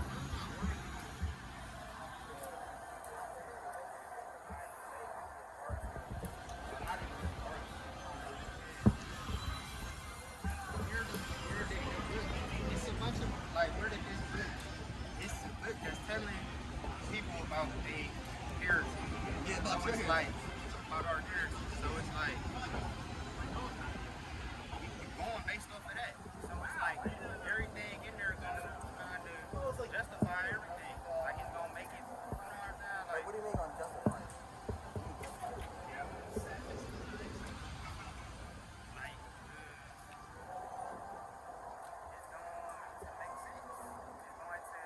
Well, it's gonna make sense because, brother, it's only gonna make sense to you. You're the white man, you're when it makes sense. It makes sense to you because you're the people of the book. That's right. That's what we're trying to explain to you, that you're the Israelite. You're the people of the Bible. That's right. A white man would not make you the people he enslaved that he still took down in the streets. He wouldn't make you the people of the book.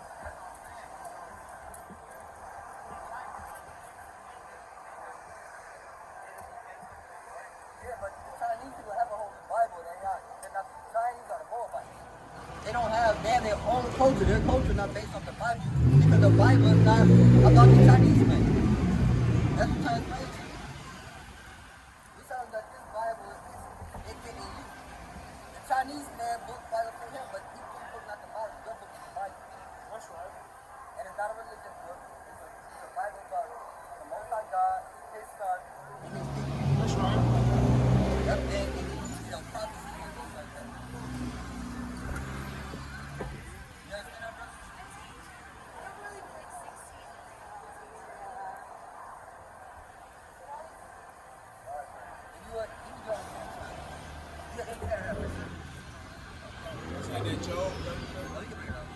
Book of Job, chapter 30, verse 30. Bring it out. My skin is black upon me. What the Lord say? My skin is black upon me. What Job say? My skin is black upon me. Read.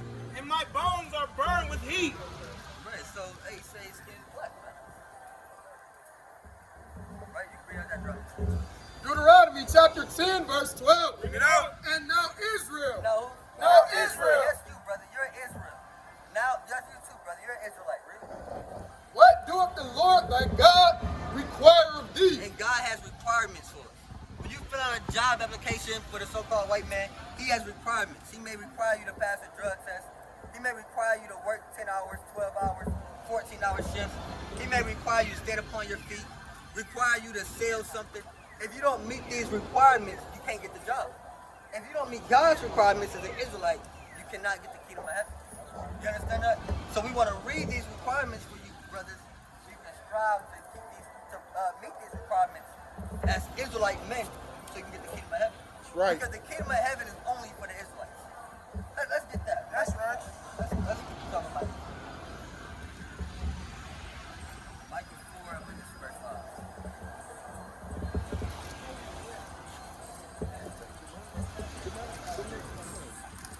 Look at Micah chapter 4, verse 5. Bring it out. For all people will walk every one in the name of his God, and we will walk in the name of the Lord our God forever and ever. And in that day, saith the Lord, will I assemble her that haunteth, and will gather her that is driven out, and her that I have afflicted, and I will make her that haunted a remnant,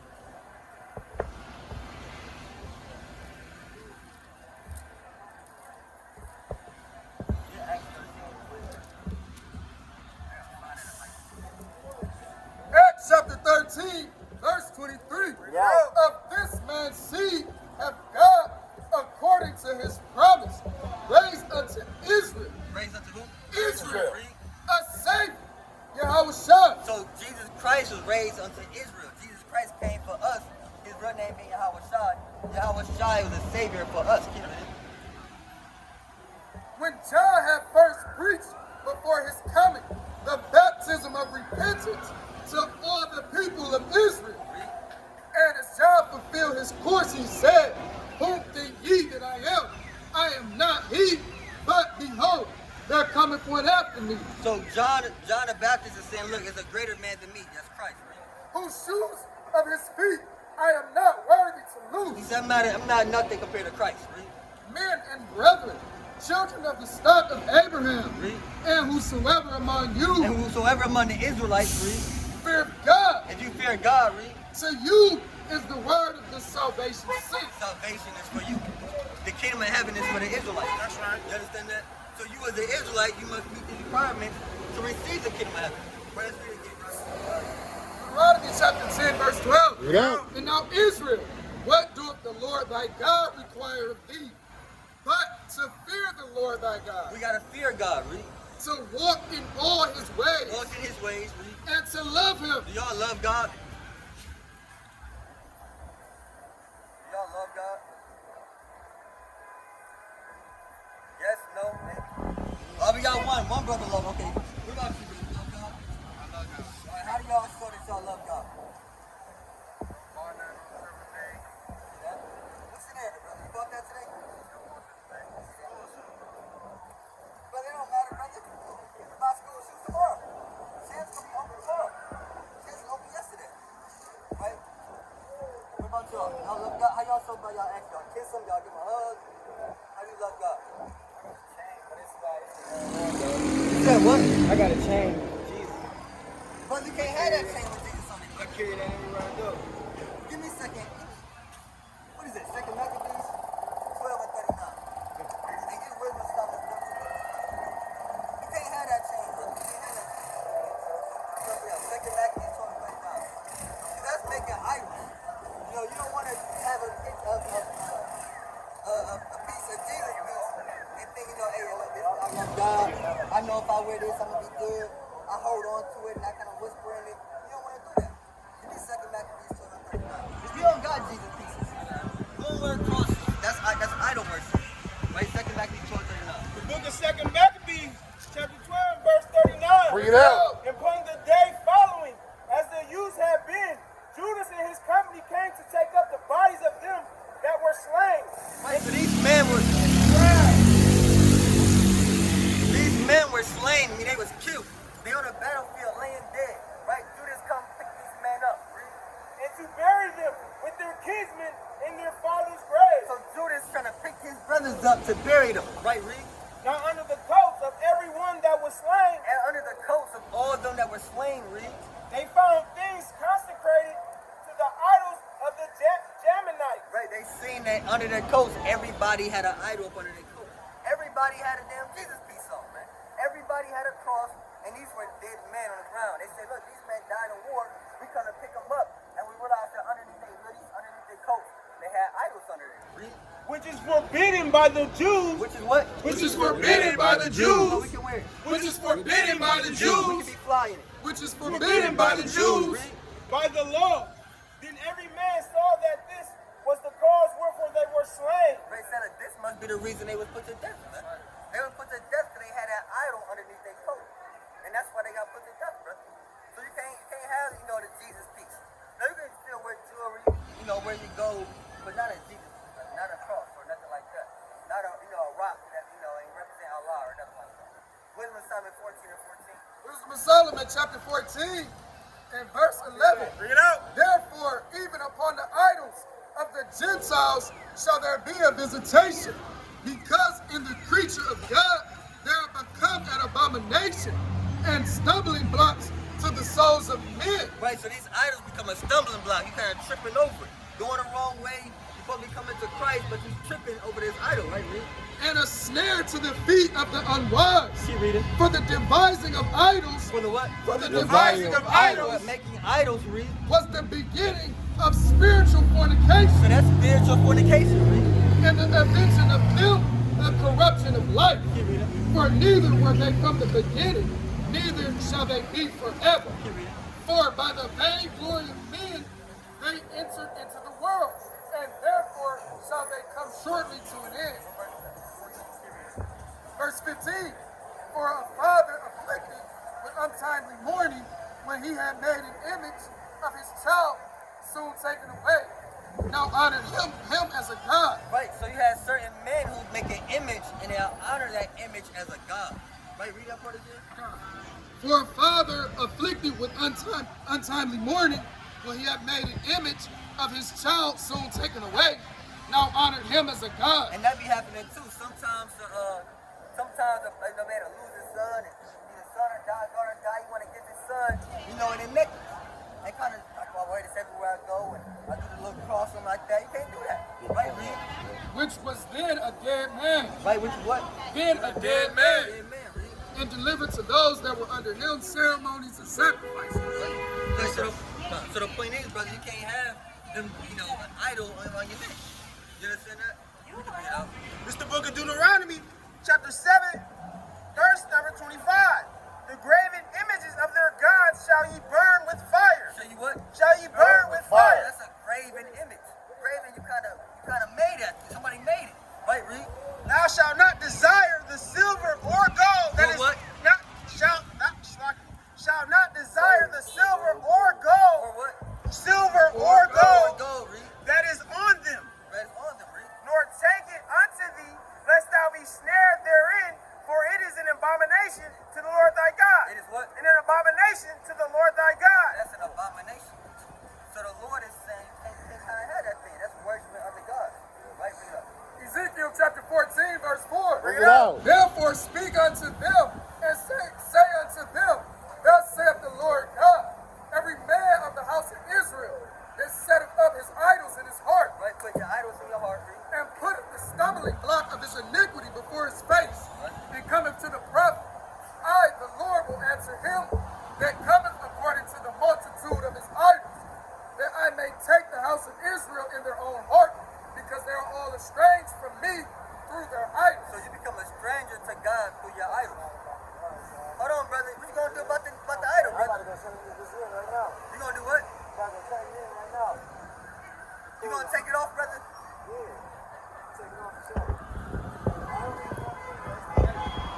It's the white one, brother. Yeah, you gotta trade that in, brother. And don't get a black one either. Don't get a black one either, brother. Yeah, man. No idols. Yeah. So, brother, point is, give me Wisdom of Solomon 6 and 18. It's so loud down here. Downtown Cleveland. Wisdom of Solomon 6 and 18. Book of Wisdom of Solomon, chapter 6, verse 18. Bring it out. And love is the keeping of her law. What is love? Love is the keeping of her law. So love is keeping God's commandments. Not like I said, not kissing them, not wearing white Jesus necklaces, not giving them a hug. How you love God is you keep God's commandments. Right, read. And giving heed unto her laws is the assurance of incorruption. Right, and you take heed to the commandments forever. Right, read that. Hold on, get first John 5:5.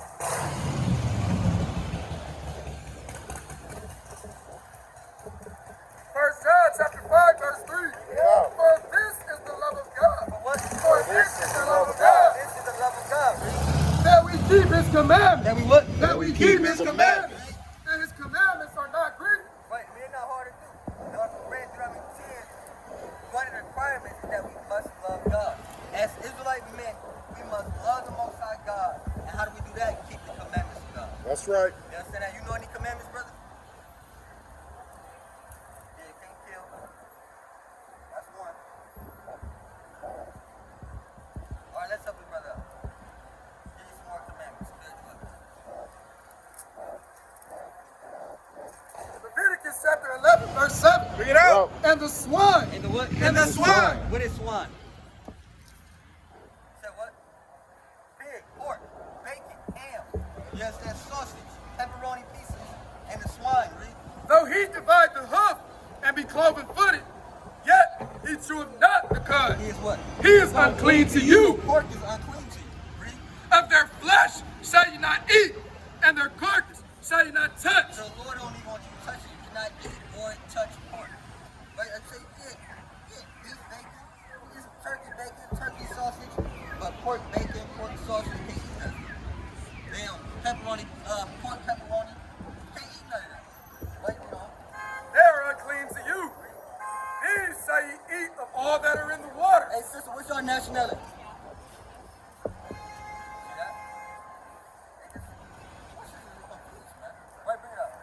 Whatsoever have fins and scales in the waters, in the seas, and in the rivers, them shall ye eat. So if they got fins and scales, if it don't got both fins and scales in the water, you cannot eat it. You understand that, brother? So that means no shrimp, no crab, no lobster, no oysters, no damn, none of that. No shark. You said what? Ducks. Ducks. You try to go, duck hunting and duck season and can't eat that, man. You understand that?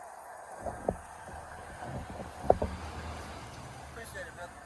Right, so no shrimp, crab, or lobster, man. Like I said, ducks. No damn octopus. Can't eat those things. You eat that?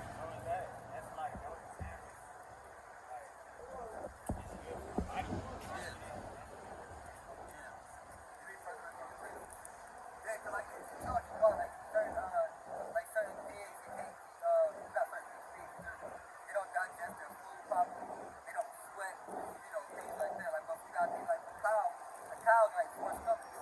So it digests its food, thoroughly. So you can eat cows, you can eat birds. You understand that? But pigs, they don't sweat, they have a lack of sweat glands, they don't digest their food properly, they eat anything, Oh yeah, they eat anything, they're a pig, a dead person. And then once they eat that, you eat the pig. You understand? So we can eat this. My pigs to feed the dead bodies of pigs. Give me Mark 5 and 7. Well, bring that up first. 1 Corinthians Mark 5 and 7. chapter 3, verse 16. Bring it out. Know ye not that ye are the temple of God, So you're the temple of God, right? and that the Spirit of God dwelleth in you? If any man defile the temple of God, him shall God destroy. Then what? Him shall God destroy. So if you smoking weed, that's the following the temple. God will destroy you for that. Smoking cigarettes, black and miles, eating pork, eating shrimp, crab, lobster, those are the bottom feeders of the city. That's why y'all Lake Erie dirty and nasty and stinky. You understand that? Because we eating up all the shrimp. Well, not these brothers, but these people eat up all the shrimp, the crab, and the lobster. They want to clean it up. You understand that, brother? Like, read it up. Mark 5 and 7. Book of Mark, chapter 5, verse 7. Bring it out. And cried with a loud voice and said, What have I to do with thee, Yahweh Shai, the Son of the Most High God? So this man is possessed with a devil, and Christ, Yahweh Shai, his brother Yahweh Shai, he's healing this man so he can get his demon out of his man. Right, Reed? I adjure thee by God, that thou torment me not. So the devil is talking to Christ, Yahweh Shai, and he's saying, hey, don't torment me. Because our Lord got control over these spirits. Our Lord, he can punish these spirits. He got rule over these spirits. Reed? For he said unto him, Come out of the man, thou unclean spirit. Right? And he asked him, What is thy name? And he answered, saying, My name is Legion, for we are many. So we got many devils, demons in this man, right? And he besought him much that he would not send them away out of the country. So he asking, the demons are asking the Lord, hey, don't send me away, Reed. Now there was there nigh unto him the mountains a great herd of swine feeding. Of what? Of swine feeding. I got a crowd full of pigs on to the side, Reed. And all the devils besought him, saying, Send us into the swine. What? Send us into the swine. You got spirits in them in that swine, man. You gotta eating that baconator and they got spirits on them. Now who knows what you wanna do, man? You understand that? It's all type of devils in that swine. You kinda eating that pepperoni pizza and all hell breaks loose. Next thing you know, you cut yourself. Next thing you know, you think these people are attractive. Why? Because you eat one pepperoni pizza, man. You got that spirit on you. Right, Reed? Send us into the swine, that we may enter into them. Right. And forthwith Yahweh Shai gave them leave. And the unclean spirits went out and entered into the swine. And the herd ran violently down a steep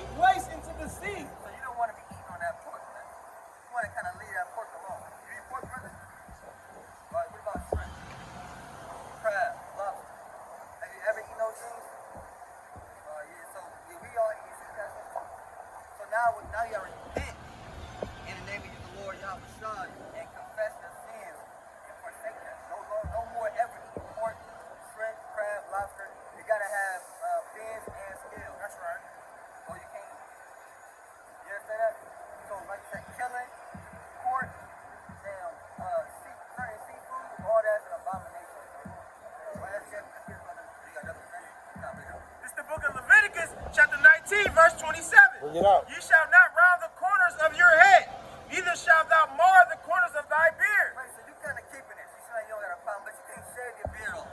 See, all these brothers got beards on their faces. You don't want to be like this white man who don't got a beard on his face. Right. The white man wanted you in slavery to shave your beard off so he could call you a boy. Right? But that's a badge of manly honor. Right? So as a man, you're supposed to have beard on your face. Right? You're not supposed to shave your head off. Right, read? Ye shall not make any cuttings in your flesh for the dead, Right, read? nor print any marks upon you, No, what? nor print any marks upon you. So tattoos, no tattoos. You know, you can't be getting tatted up.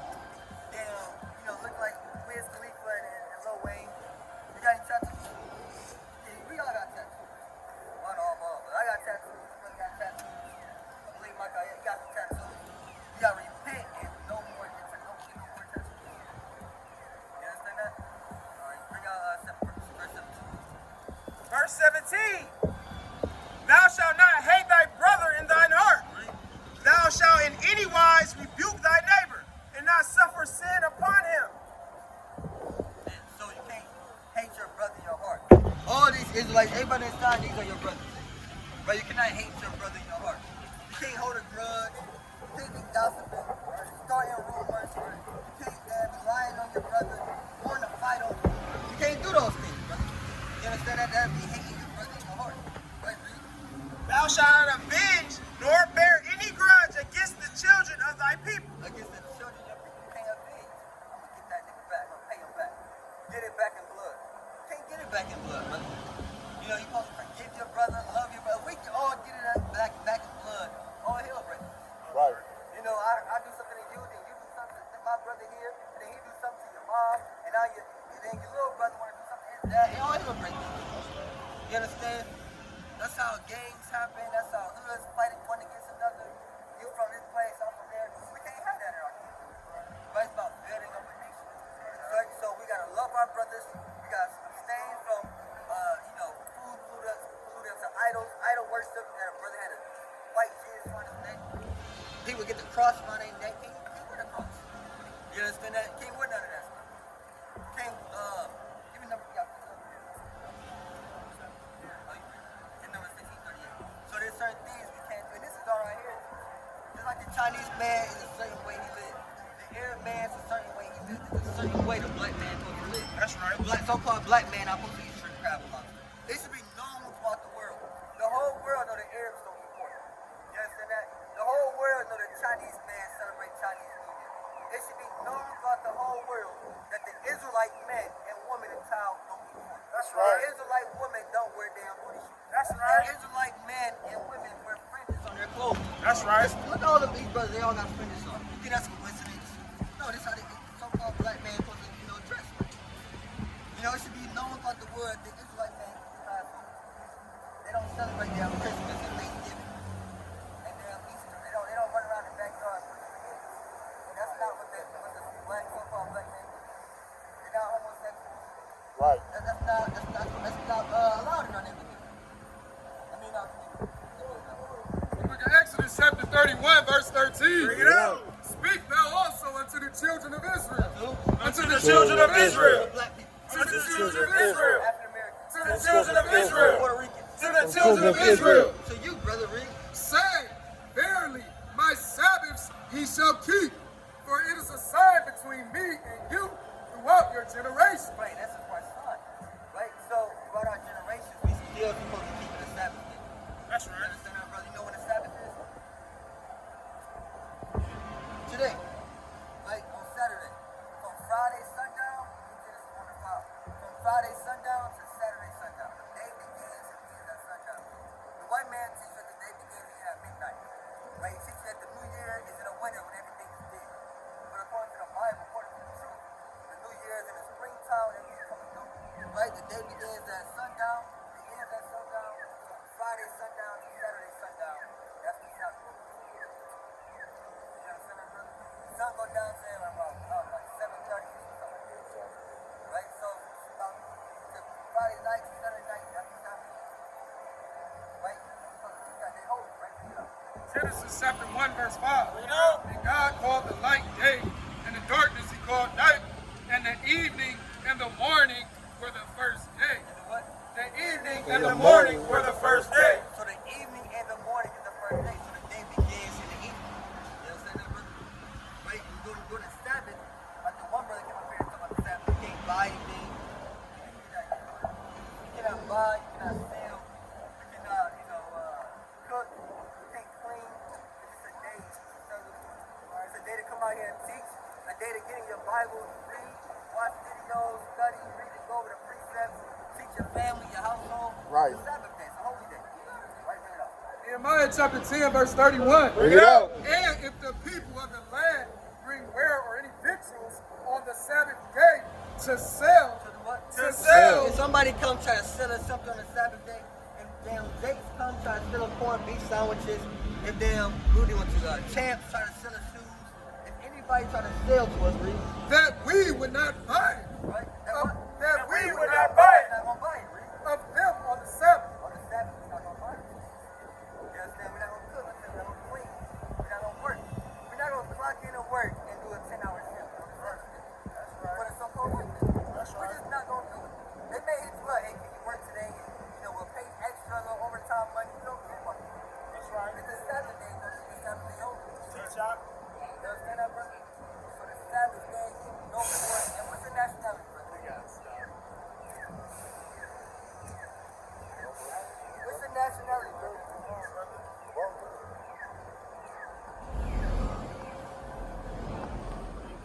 Brother, what's the nationality, brother? Brother, we might have to kidnap you, brother. Damn, teach the Bible to you at the house, man. Force you to read. We don't, we're not forcing you, but we want the Lord. Hold on, brother, hold on. Give me some right 11 and 8. It's always got me saying. What are you doing, brother? Don't be rude, brother. You don't gotta get it. No, you good. You good, brother. We talked to him earlier. He didn't want to deal with it. But the point is, brother, that, hey, you're an Israelite.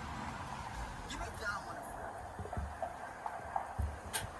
We're not, we may not never be moved forward, man. We might have to keep forcing it on you. Until we'll be here till midnight. That's right. Right, we go. This is the book of St. John, chapter 1, verse 47. Get out. Yahushua saw Nathanael coming to him and saith unto him, Say it unto him, Reed. Behold, an Israelite indeed, A black man. an Israelite indeed, What's his nationality? an Israelite indeed, Brother, you an Israelite indeed, Reed. That's right. in whom is no guile. Right, no doubt, brother. No lies told, no wickedness found in your tongue. A righteous Israelite man. That's what the Lord wants you to be. A stand-up, righteous Israelite king on the earth. You understand? And that's who you are, brother. Right, like I said, it's only for the Israelites. The Lord is only for the Israelites. Like, we're the chosen people of God.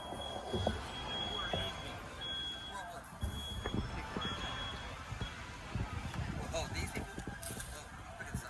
These are the so-called Moors. Right? Well, Moor just means black. You understand? But during the time, during the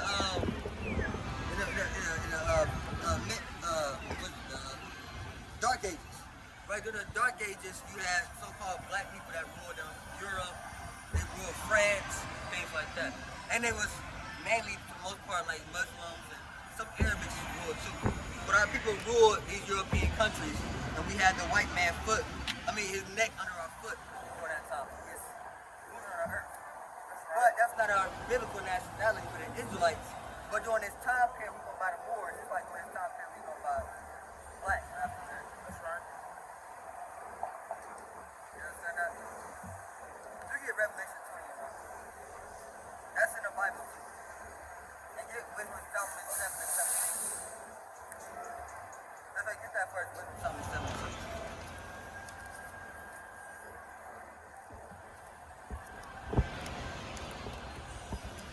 Right, so these are the Moors. But, like I said, we were the Moors, but we were the Israelites before anything. This is the book of Wisdom of Solomon, But really go back to the Son of God. We go from Adam on up. chapter 7, verse 17. Now when I consider these things in myself and ponder them in my heart, how that to be allied unto wisdom is important, is immortality, and great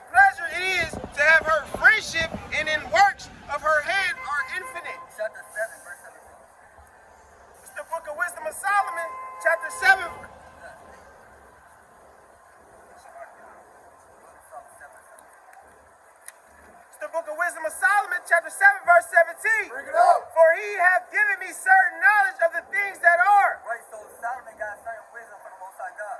namely to know how the world was made So Solomon knew how the world was made, read. and the operations of the elements, The operation of the elements, read. the beginning, ending, and midst of the times. And what? The beginning and ending and midst of the times. So Solomon knew the beginning, the ending, and the midst, right? Or the middle ages, or the dark ages, the midst of the times. We lived and ruled during the midst of the times. You understand that? For 1,000 years. For 1,000 years, we ruled Europe. Right? Yeah, Revelation. Book of Revelation, chapter 20 and verse 1. Bring it Now, out. it's a little deep, brother. Before we read this, what's your nationality? We can't move on. We can't even go to Revelation 20 if we ain't got John 2. All right, That's man. right. All right, let's go. Book of Revelation, chapter 20 and 1. Bring it out. And I saw an angel come down from heaven, having the key of the bottomless pit, and a great chain in his hand. And he laid hold on the dragon, that old serpent, which is the devil and Satan. Right now, this dragon is what they're talking about. Right, every time you hear about a dragon, it's not talking about literal spiritual demon Satan. Right, get Ezekiel 29 and Jeremiah 51 to 34. And Psalms 91 and 13. And he came with a chain because he bought a fucking white man in slavery. Just like that, we had a white man in chains. Now bring it up. Ezekiel chapter 29, verse 3. Speak and say, thus saith the Lord God, behold, I am against thee, Pharaoh, king of Egypt. Against who? Pharaoh, king of Egypt. Man, Pharaoh, king of Egypt, which is Esau, the new Pharaoh. Read. The great dragon. The what? The great dragon. What's the white man? The great dragon. Pharaoh. The great dragon. The great dragon. Read. That life in the midst of his rivers, which have said, my river is mine own, and I have made it for myself. So Pharaoh is known as that great dragon. Right? Jeremiah 51, 34. This is the book of Jeremiah, chapter 51, verse 34. Bring it out. Nebuchadnezzar, the king of Babylon, hath devoured me. He hath crushed me. He hath made me an empty vessel. He hath swallowed me up like a dragon. Like what? Like a dragon. So men are referred to as dragons in the Bible. It's not always talking about, Satan or, your spiritual demon Satan, some creepy angel. Sometimes men can be like unto dragons. Right? You can bring it out. The book of Psalms, chapter 91, verse 13. Bring it out. Thou shalt tread upon the lion and adder, the young lion and the dragon shalt thou trample under feet. So we trample that dragon on the foot. So during the time of the dark ages, we had that dragon, the devil, the so-called white man, under our foot. That's right. Book of Revelation, chapter 20 and 1. And I saw an angel come down from heaven, having the key of the bottomless pit. The bottomless pit is Europe because it has no resources. Right? That land naturally don't have resources. And a great chain in his hand. Oh, so like an and pit is represents lands in the Bible. Right? Get second Ezra, second part.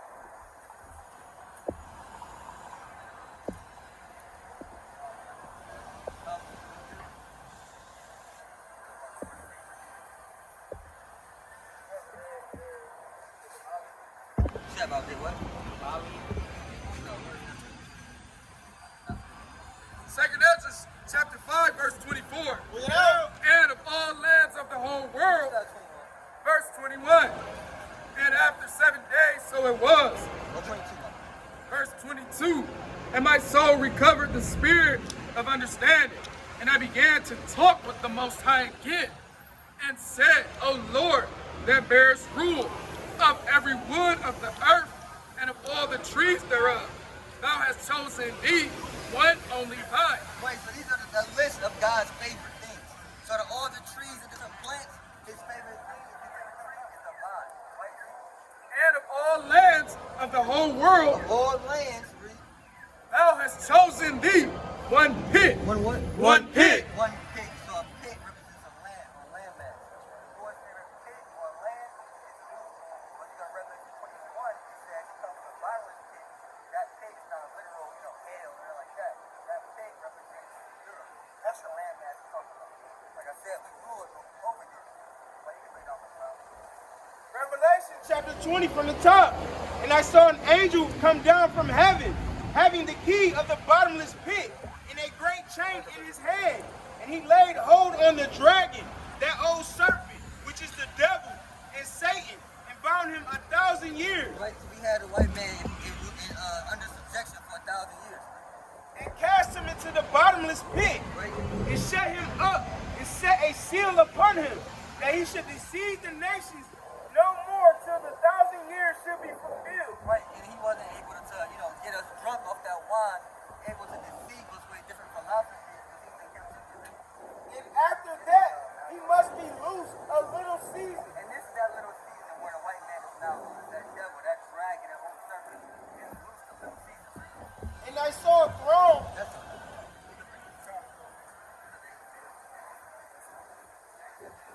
It's Malachi chapter 1 and verse 3. Bring it out. And I hated Esau and laid his mountains and his heritage waste. Now the Lord hates Esau. Esau is the progenitor of the white race. Esau, like with the Israelites, there's no such thing. You can't find white man in the Bible. They're the Edomites.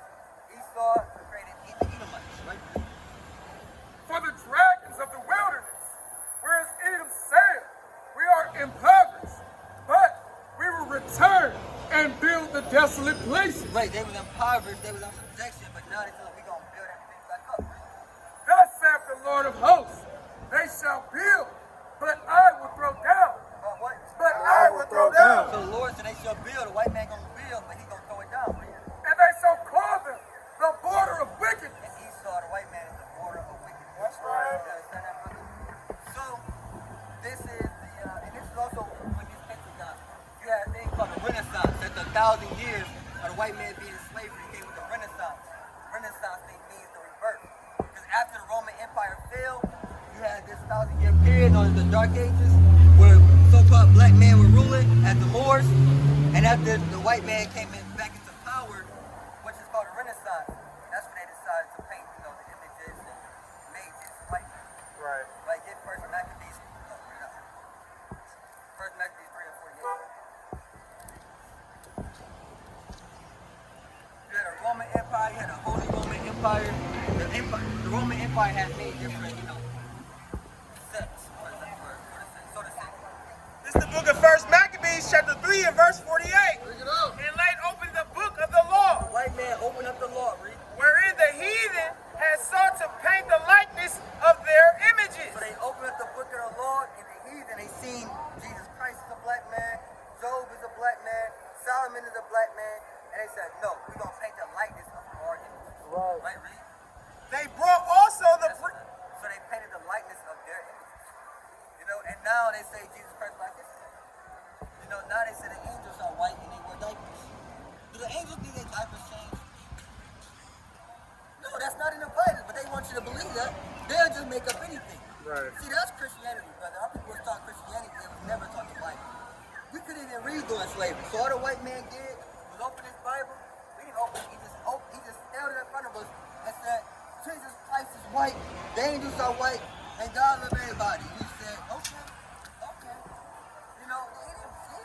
It's a slave rebellion in the Bible. You think the white man read us about the slave rebellion? And how the slave killed the slave master and they ran away free? You think they read that story? Because it's written in there. If I was a white man and I changed the Bible, I would change it. Right. Why can I still read about that? The slave Bible? Yeah, the slave Bible. Google it, it's something like slave Bible.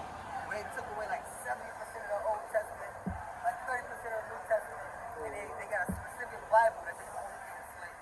So you won't read about slave rebellion. You wouldn't read about Christ being a black man. You would have your own slave Bible. And they still got the slave Bible in museums today. You understand that? Like, brother, but the point is, when the Israelites got to keep God's commandments, said we come from royalty, like I said, the Moors. You can do the Bible never go into an in-depth, breakdown about the Moors, but that's when you have to dig into the ones your own and learn about the Moors and things like that. But the point is,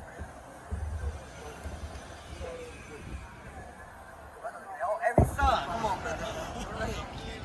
Huh?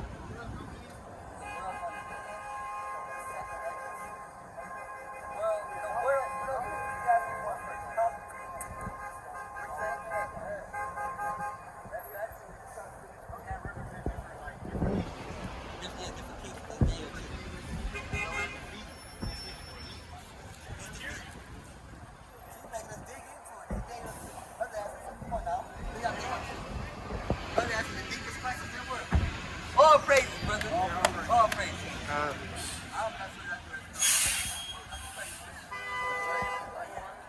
But also we kind of break it down.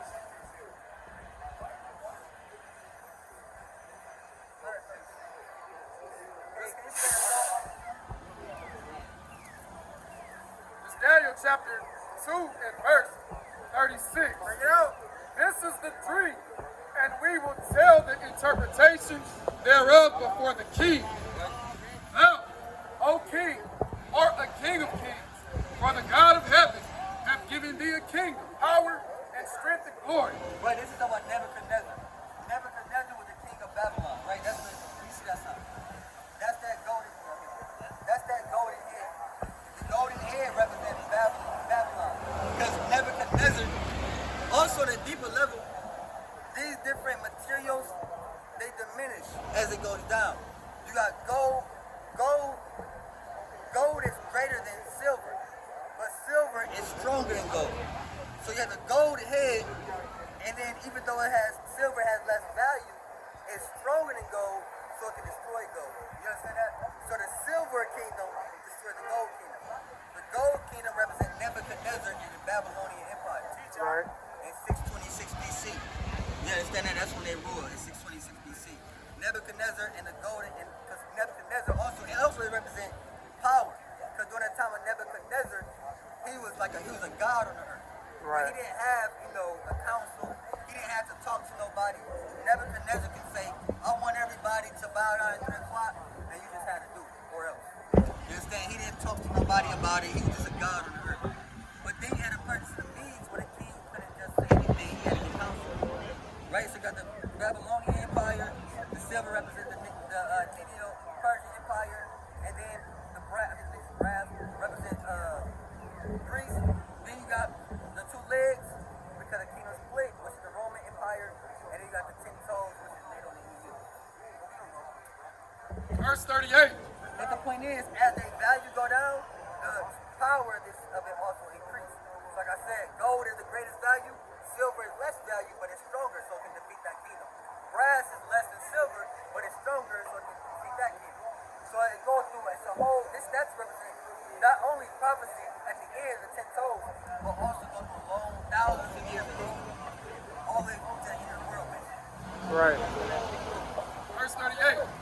And wheresoever the children of men dwell, the beasts of the field and the fowls of the heaven have he given into thine hand, Right, so everything was given to Nebuchadnezzar. Like I say, he's a god of the earth, right?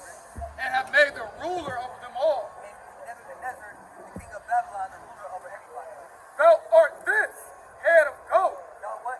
Art this head of gold. Let you know, Daniel is giving a vision. He's breaking it before. The king is actually, Nebuchadnezzar has this dream, and he's telling he don't even remember the dream. He don't even remember the dream. And he wants people to remember it for him and break it down. That's what Daniel's doing. And he's letting them know that you are that king of, you are that head of gold, Nebuchadnezzar. You understand that? And after thee shall arise another kingdom, inferior to thee, Right, inferior to thee. So, part of the means, right? and another third kingdom of brass A glass, that's Greece. shall bear rule over all the earth. And the fourth kingdom shall be a strong iron, A strong iron, that's Rome. Rome came as strong iron. Rome was the strongest kingdom, right? for as much as iron breaketh in pieces and subdueth all things, and as iron that breaketh all these shall it break in pieces and bruise.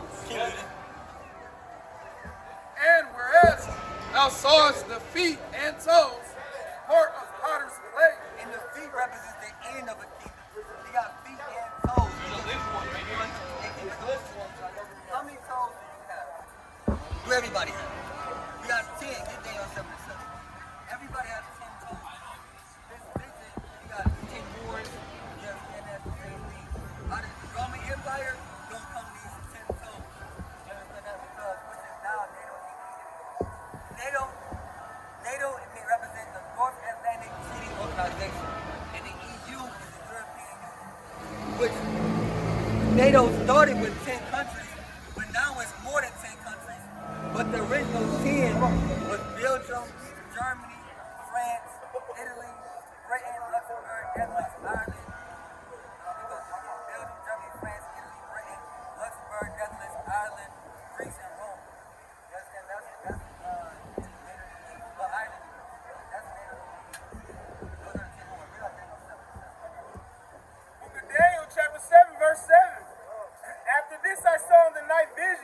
behold, a fourth beast. That fourth beast is like with that fourth part of that statue, the same thing.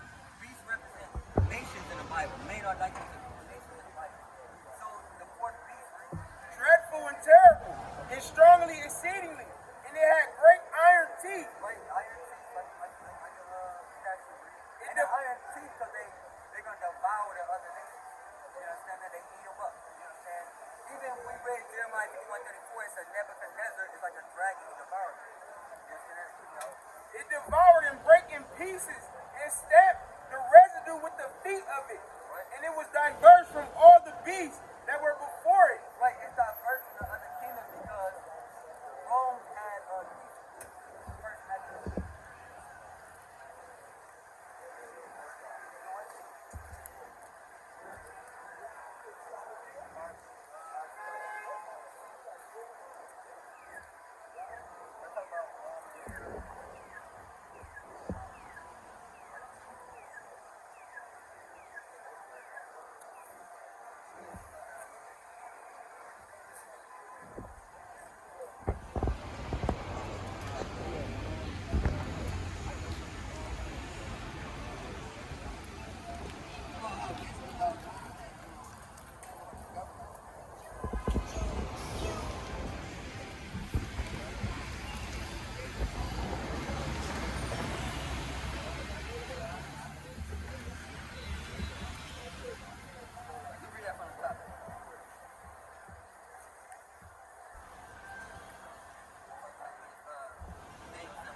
Book of Daniel, chapter 7, verse 7.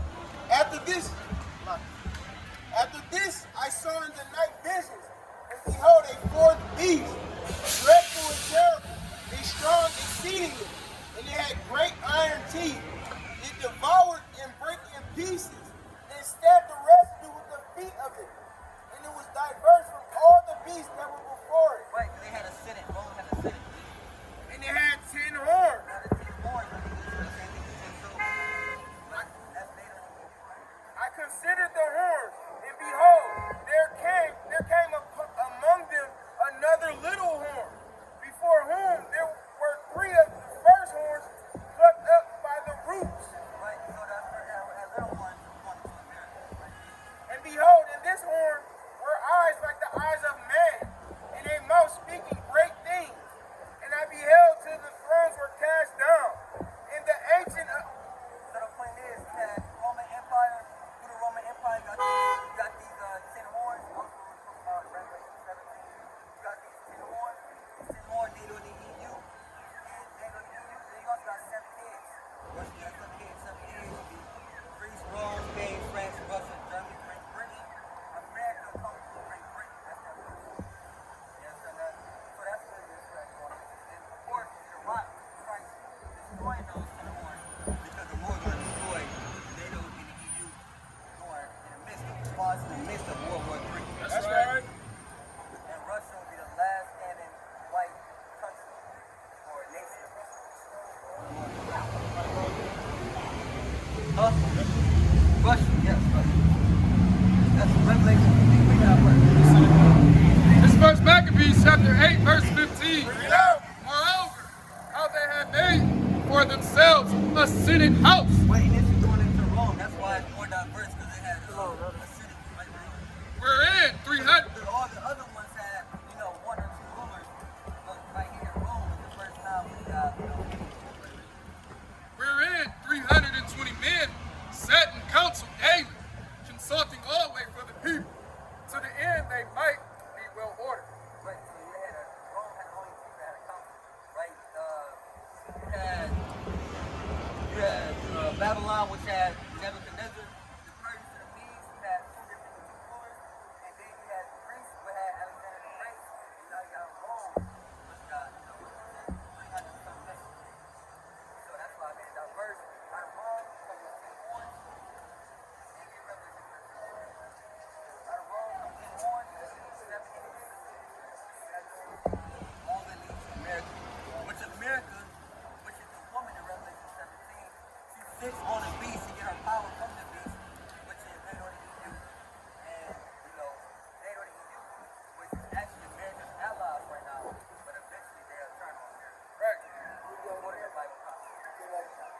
NATO and the EU is going to turn on America and destroy America. Help Right. destroy America.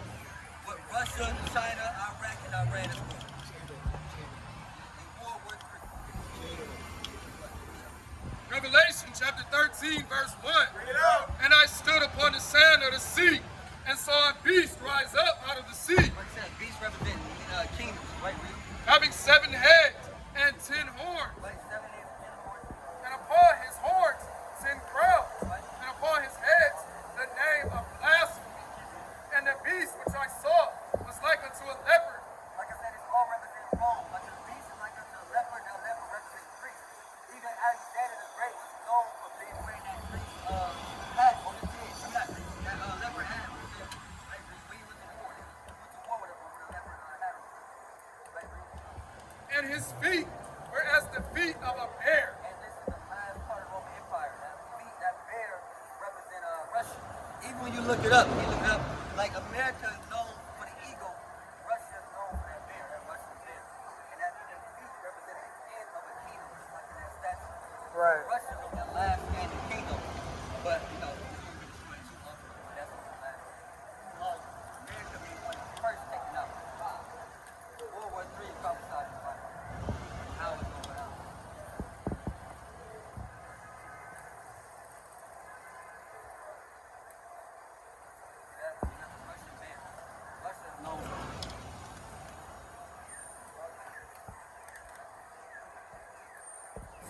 See that? So that's that. Get Jeremiah 59. Get Jeremiah 59.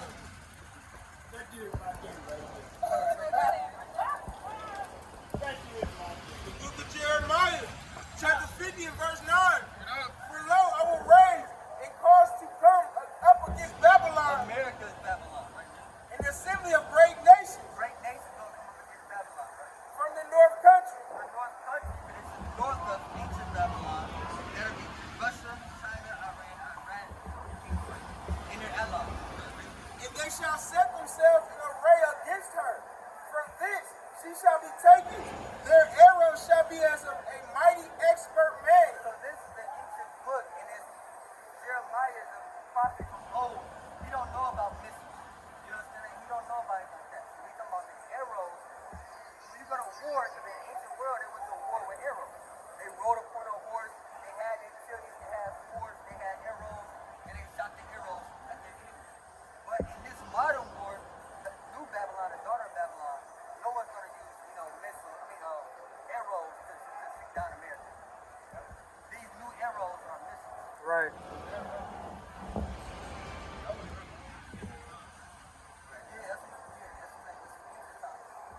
But that's why we're saying that they say arrows, but we're not talking about it's prophesied of World War III, futuristic events.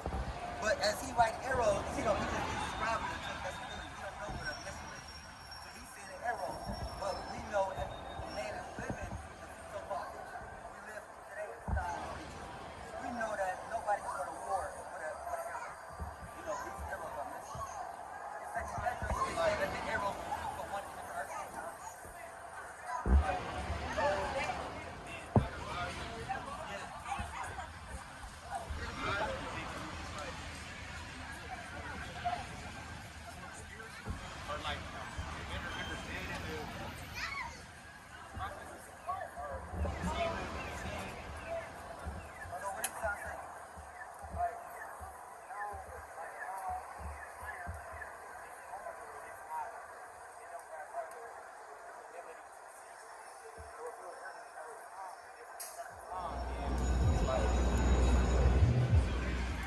It's like this, brother.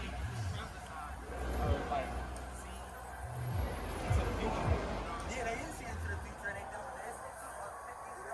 Right there. So it's like this again. When we read in the Bible, it said that Daniel said that Nebuchadnezzar is at his throne.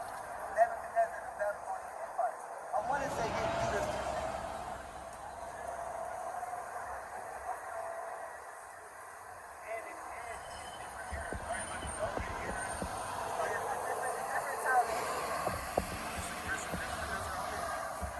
It's Judah chapter 3, verse 8. Yet he cast down their frontiers and cut down their groves, for he had decreed to destroy all the gods of the land, that all nations, All nations on the earth. should worship Nebuchadnezzar only, and that all tongues and tribes should call upon him as God. So they was Nebuchadnezzar was like a god on the earth. You understand that? A literal god. You had to worship. That's why some forefathers were in prison and they got thrown in a lion's den because they refused to worship them. You understand that? So Nebuchadnezzar is literally a god. Donald Trump and Joe Biden are gods on the earth. They can't just make things happen. They gotta go through a whole council and the Senate. They gotta get laws passed. If Nebuchadnezzar woke up on the wrong side of the day, the whole world stood. He was a literal god on the earth. You understand me? So this gold represents power, rulership. For one, Nebuchadnezzar, you know, he has that gold like authority, right? He has that gold like authority, and his kingdom was the greatest kingdom. You know what I'm saying? Babylon was a beautiful kingdom. However, it wasn't as strong on the military level as the Persians and the Medes were.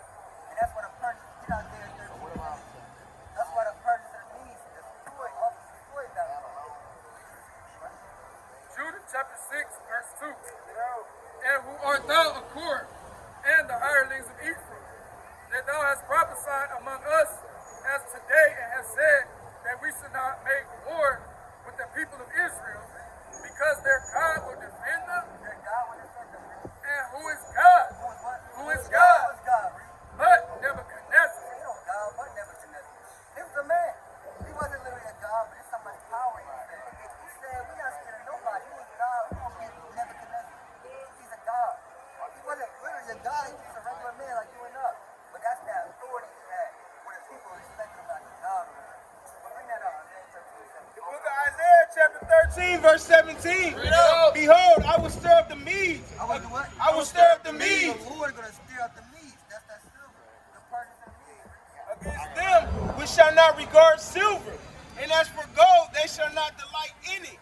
Their bows also shall dash the young men to pieces, and they shall have no pity on the fruit of the womb. Their eyes shall not spare children.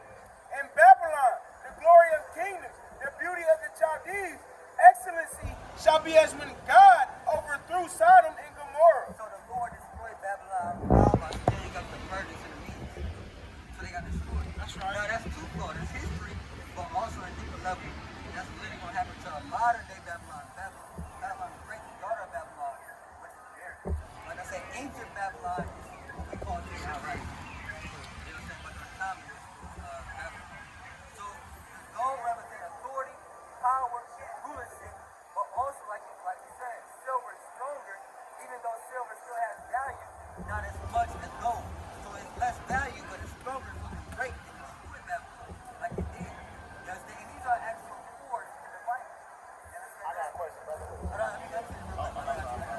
And then so forth with the iron and the brass. You know, these are all different kingdoms. And though they less in value, now look at America. This place is dirty, man. It stinks, the water stinks. It's nothing like go go Babylon. Ancient Babylon. Let's see how beautiful this place is. And let's see how New York, our greatest city is New York, and it's rats running around. It's nasty. Right. You know, so America is sweet, man. We used to be really teach over there, but it's so much piss on the ground. We gotta come over here, man. Cause this place is nasty. Yeah, look at Babylon, man. Look at that. It was beautiful. You understand? And Nebuchadnezzar walking around like a god on it. You understand that? That's ancient Babylon. And now Iraq is the damn. I got a question, brother. Iraq is just finished. I got a question. Where did Greece come into, like, you know what I'm saying, come into play? All this, like, ancient Greece, probably. Yeah. Like, so where did that come into, like, Let's go to Greece first. Greece came in after the Persians and the Medes. So you had Babylon, and then you had the Persians and the Medes, which were two ruling kingdoms, and then the Medes ended up overtaking them. So they became just the Persians. And then after that, you had Greece take down them. Take them down. So we don't read that about it. It's Daniel chapter 8, verse 3. Bring it out. Then I lifted up mine eyes and saw, and behold, there stood before the river which had two horns. And Are you listening, brother? No, I'm about to go. I heard Daniel 8, verse 3. Check out that YouTube channel, brother. Then I lifted up mine eyes and saw, and behold, there stood before the river a ram which had two horns. So this ram had two horns, right? And this is going to explain what it means. But it's some of the purpose of the means. So you're saying the two horns. Your horn represents your power and your strength. That's Psalm 35 and 10, Psalm 89, 16, Psalm 92, 9. Your horn represents your strength. So this ram had two horns. And the two horns were high, but one was higher than the other, The Persians took over the means. and the higher came up last. Right, read. I saw the ram pushing westward and northward and southward, so that no beast might stand before him. Neither was there any that could deliver out of his hand, but he did according to his will and became great. So the ram, the goat destroyed the ram. You understand that? Jump down to 20. That's what it represents. Verse 20, the ram which thou sawest having two horns are the kings of Media and Persia, and the rough goat is the king of Greece, So they overtook the Persians. Okay, so and the great horn that is between his eyes that great horn that's in his goat's head, read. is the first king. And who's the first king of Greece? First Maccabees.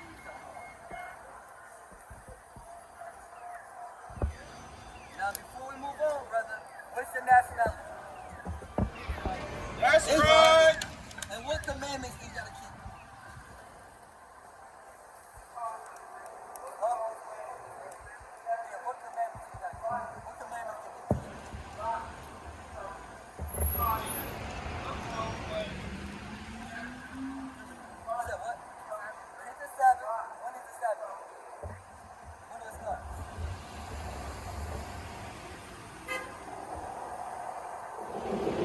Sundown. Friday sundown to Saturday sundown. Right? So that's the Sabbath. No pork, no shrimp, no crab, no lobster, no octopus. You understand? Duck. Don't eat the duck. You understand that? No calamari. See that? None of that. You gotta have both fins and scales. Or it's a no. It's a no-go. Oh, don't shave your beard off and love with your brother. No tattoos. Or no tattoo. You understand that? All right, let's go. This is First Maccabees chapter 1, verse 1. Bring it out. And it happened after that Alexander, son of Philip, the Macedonian, who came out of the land of Judah, has smitten Darius, king of the Persians and Medes, Like destroy the person who means. that he reigned in his stead, the first over Greece, Right, the first over Greece, that's the first king. and made many wars, and won many strongholds, and slew the kings of the earth, and went through the ends of the earth, and took spoils of many nations, insomuch that the earth was quiet before him. Whereupon he was exalted, and his heart was lifted up, and he gathered He got powerful because he's killing everybody. He's a man, right? and he gathered a mighty strong host, and ruled over countries and nations, Right, he keeps destroying kingdoms. He's doing his thing, read. and kings, who became tributaries unto him. They pay him, read. And after these things, he fell sick and perceived that he should die. Oh, okay. So then he up so he died. So he's ruling, he died in the Roman Empire. Right? In the Roman Empire, you had what was Caesar. You know, Julius Caesar. You got Alexander. You know, Julius Caesar, Tyrus. Julius Caesar, Augustus, Tiberius, Caligula, Claudia. You know, those guys. Right?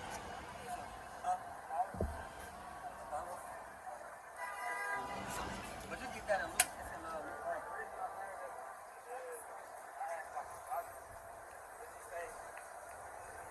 Wait, what is it called? Somali? Somali?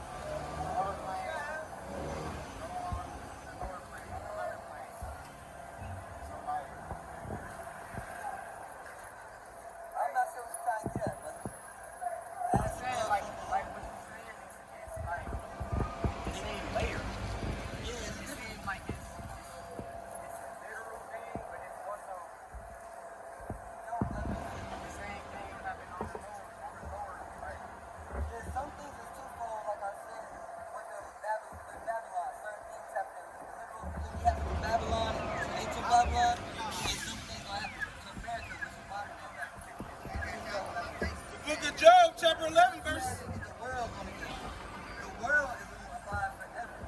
But rulership, the earth rulership. So that's why we want to go wars to show you that America will be destroyed in war. And ultimately by Christ when he returns, he gonna burn America, he gonna burn the whole world up. You understand? And destroy those who are in power and set up a new kingdom on earth. That's right. So we're always gonna be here on earth. But rulership and power is gonna The book of Job, chapter 11, verse 6. And that he will show thee the secrets of wisdom, that they are double to that which is. That they are double to that which is. So wisdom can be twofold, be double. You understand that? Now, I'm assuming that's what we're talking about. But yeah, these are gonna be double things happen in the past. We're gonna have to that's not really what you know. So some things are twofold. Some things can, one verse can be but yeah, the world is no, y'all want to say that?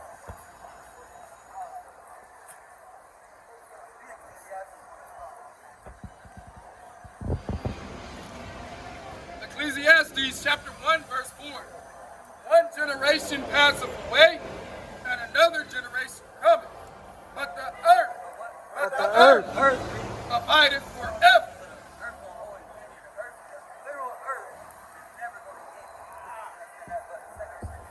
The book of 2nd Ezra, chapter 6, verse 9. For Esau is the end of the world. For Esau is the end of the world. Esau is a so-called white man. So he's ruling on earth, but he's going to be the end of the world. And Jacob is the beginning of it that followeth. Jacob represents the 12 tribes of Israel. That's right. The beginning of a new That's right. That's 2 Peter 3:13. So there's still be ruling on this earth, but it's going to be a different power. Different person. The book of 2nd Peter, chapter 3, and verse 13. Nevertheless, we, according to the promise, look for new heavens. Look for new heavens and a new earth, wherein dwelleth righteousness. But in heaven and that earth represent rulership. Right. The earth will always be here. We look for a new heaven and a new earth where you will righteousness will be. But no more fancy white man is on earth. That's right. Oh, Lord knows what. That's right. We want to rule. That's right. We're the kings and the gods of this earth. That's right. It's the book of Hebrews chapter 13, verse 14. Bring it out. For here have we no continuing city. What? For here we have no continuing city. We don't have no resting place here, bro. We don't own nothing here. You understand that, really? But we seek one to come. Which is the kingdom of heaven, which will be given unto you. It's going to be given unto you, brother. If you repent, keep the commandments, endure to the end, the Lord have chosen you from the beginning, then you can reach the kingdom of heaven, and you can be a king. That's right. You understand that? Right as the Israelite men who keep God's laws, statutes, and commandments, and don't eat pork, shrimp, crabs, and lobster, and octopus. You understand? And keep the Sabbath day. You understand that? Love his brother. You understand that? And who take care of his household, his family, his wife, his children. You be a righteous, upright man, and the Lord reward you. What a kingdom, what a kingdom. You know, brother. You understand that? You got any questions?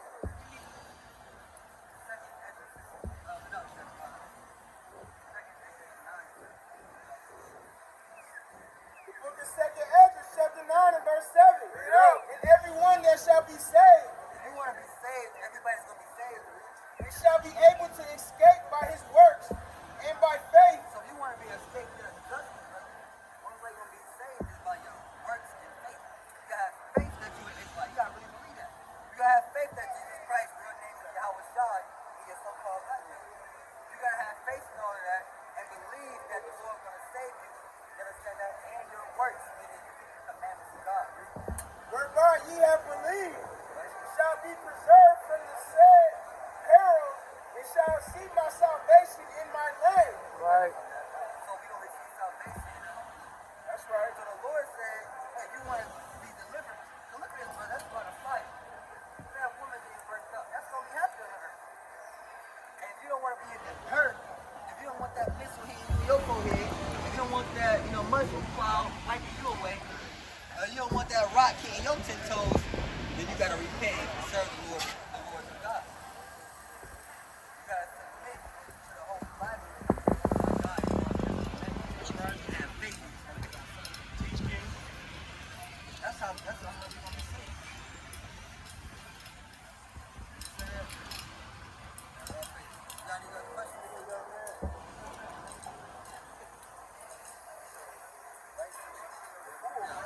It's the book of Ecclesiastes, chapter 12, verse 13. 2 minutes turn into 2 hours. Let us hear the conclusion of the whole matter. And it's the end all be all, right? Reed? Fear God, Do what? fear God, Fear God, Reed. and keep His commandments. Right, Reed. For this is the whole duty of man. This is our job as men on the earth. Our job is not to do anything else. You can, do stuff. Maybe find a woman, start a family. You can, maybe get a good job or something like that. You can buy yourself nice shoes. But your duty here is to really keep God's commandments. That's right. That's first and foremost. Believe in God's Son, have faith, and keep the commandments of God. That's the whole duty of man. Read 1 Kings 2. To keep God's commandments. First Kings chapter 2, verse 2. Bring it out. I go the way of all the earth. Be thou strong, therefore, and shew thyself a man. What? Shew thyself a man. You gotta be a man in this thing. You can't walk around with your head down and, you gotta be a man. You can't be a boy forever. You gotta be you a man, brother. You gotta be a man, you gotta stand tall, stomach in, chest out like a man. That's what the Lord wants. He wants you to be a man. Come on. And keep the charge of the Lord thy God, to walk in his ways, to keep his statutes, and his commandments, and his judgments, and his testimonies, as it is written in the law of Moses. And that's how you be a man, like keeping God's laws, statutes, and commandments. That's being a man. Being a man is not laying down with a woman, getting a check, playing catching a football, shooting three-pointers, smoking black amounts. Grilling. Being a man is keeping God's commandments. Having babies, I said grilling. Being a man is not just grilling, bro. You're grilling, chopping down wood. Being a man ultimately is not, you can grill. But being a man is keeping God's commandments. That's what a real man is. What is that? Grilling. Keeping the commandments of God. That's how you know who a real man is. Who a real man is. That thou mayest prosper in all that thou doest, and whithersoever thou turnest thyself. You understand that? Get Job. Yes, sir. Bring out the piece. Book of Sirach, chapter 2, verse number 4. Whatsoever is brought upon thee, take thee cheerfully, and be patient when thou art changed to a low estate. Right, so whatever happened, whatever you face in this life, the Lord say, hey, cleave unto him. Don't be so quick to leave. Because you don't catch hell. Right. When you come to serve, give me verse 1. This is verse 1. My son, if thou come to serve the Lord, If you want to serve God, prepare thy soul for temptation. you're going to get rich. Prepare thy soul for temptation. Life's going to be easy for you. Prepare thy soul for temptation. Read.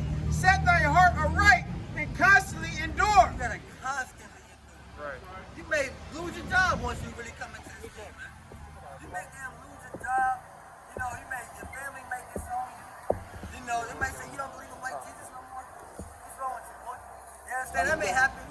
Your woman may think you crazy. Or he'll may break you. The Lord never said it. When you come to serve me, you're going to be a rich man now. All the rich men serve God. If all the poor people got to do is just start serving God, and he'll just, the Lord not open.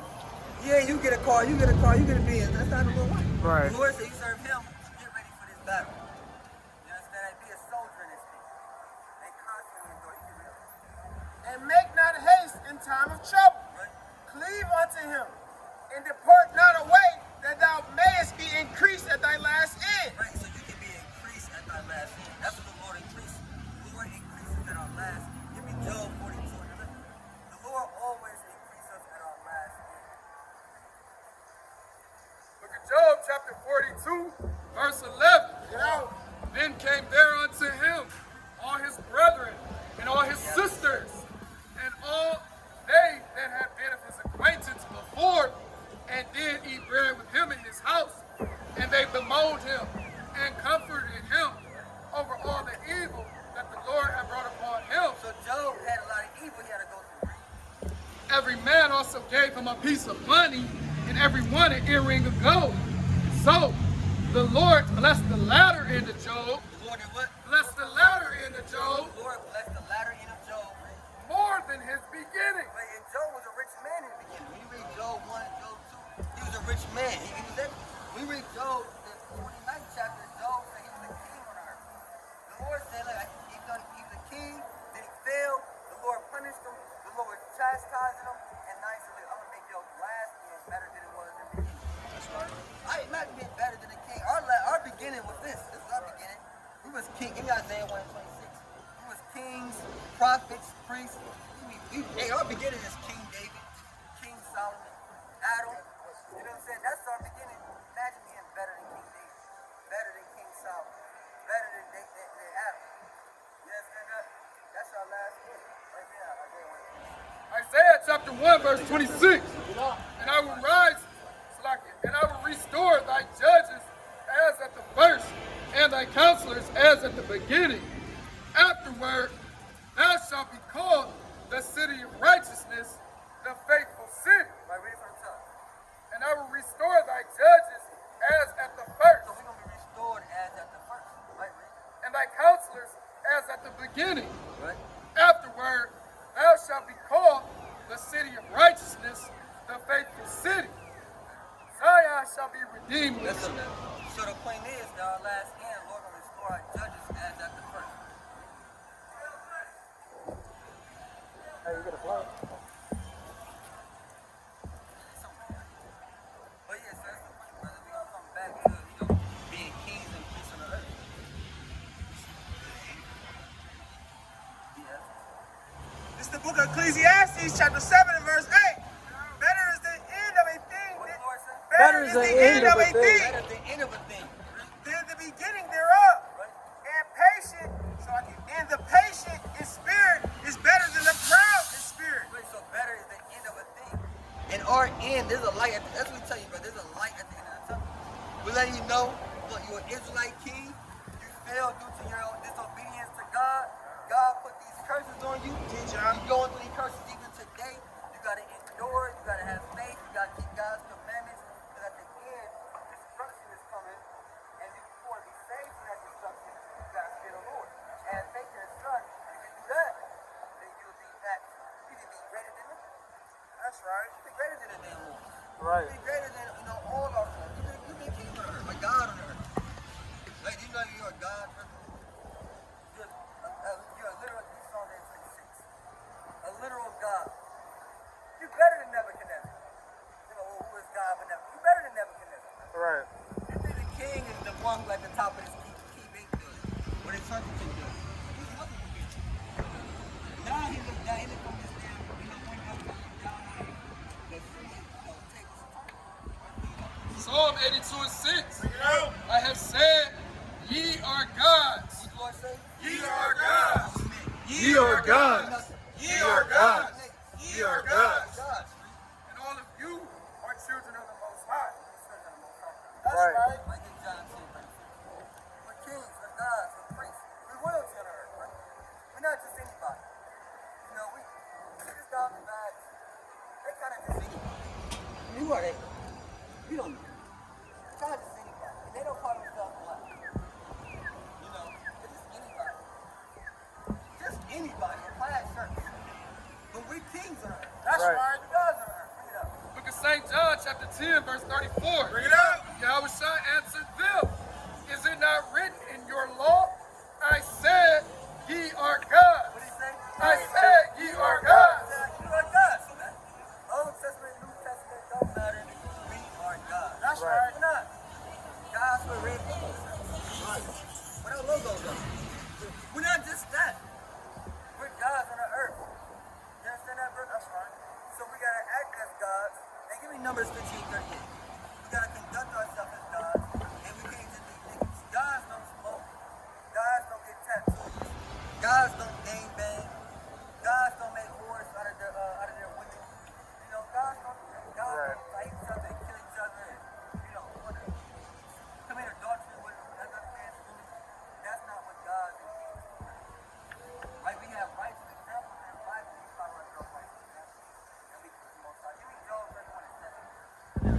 Numbers chapter 15, verse 38. Here's another commandment. Speak unto the children of Israel, Me too. the children of Israel, Brother, read. and bid them that they make them fringes in the borders of their garments. See, all these brothers got fringes. Everybody got fringes on the border of their garments. Right, read. Throughout their generations,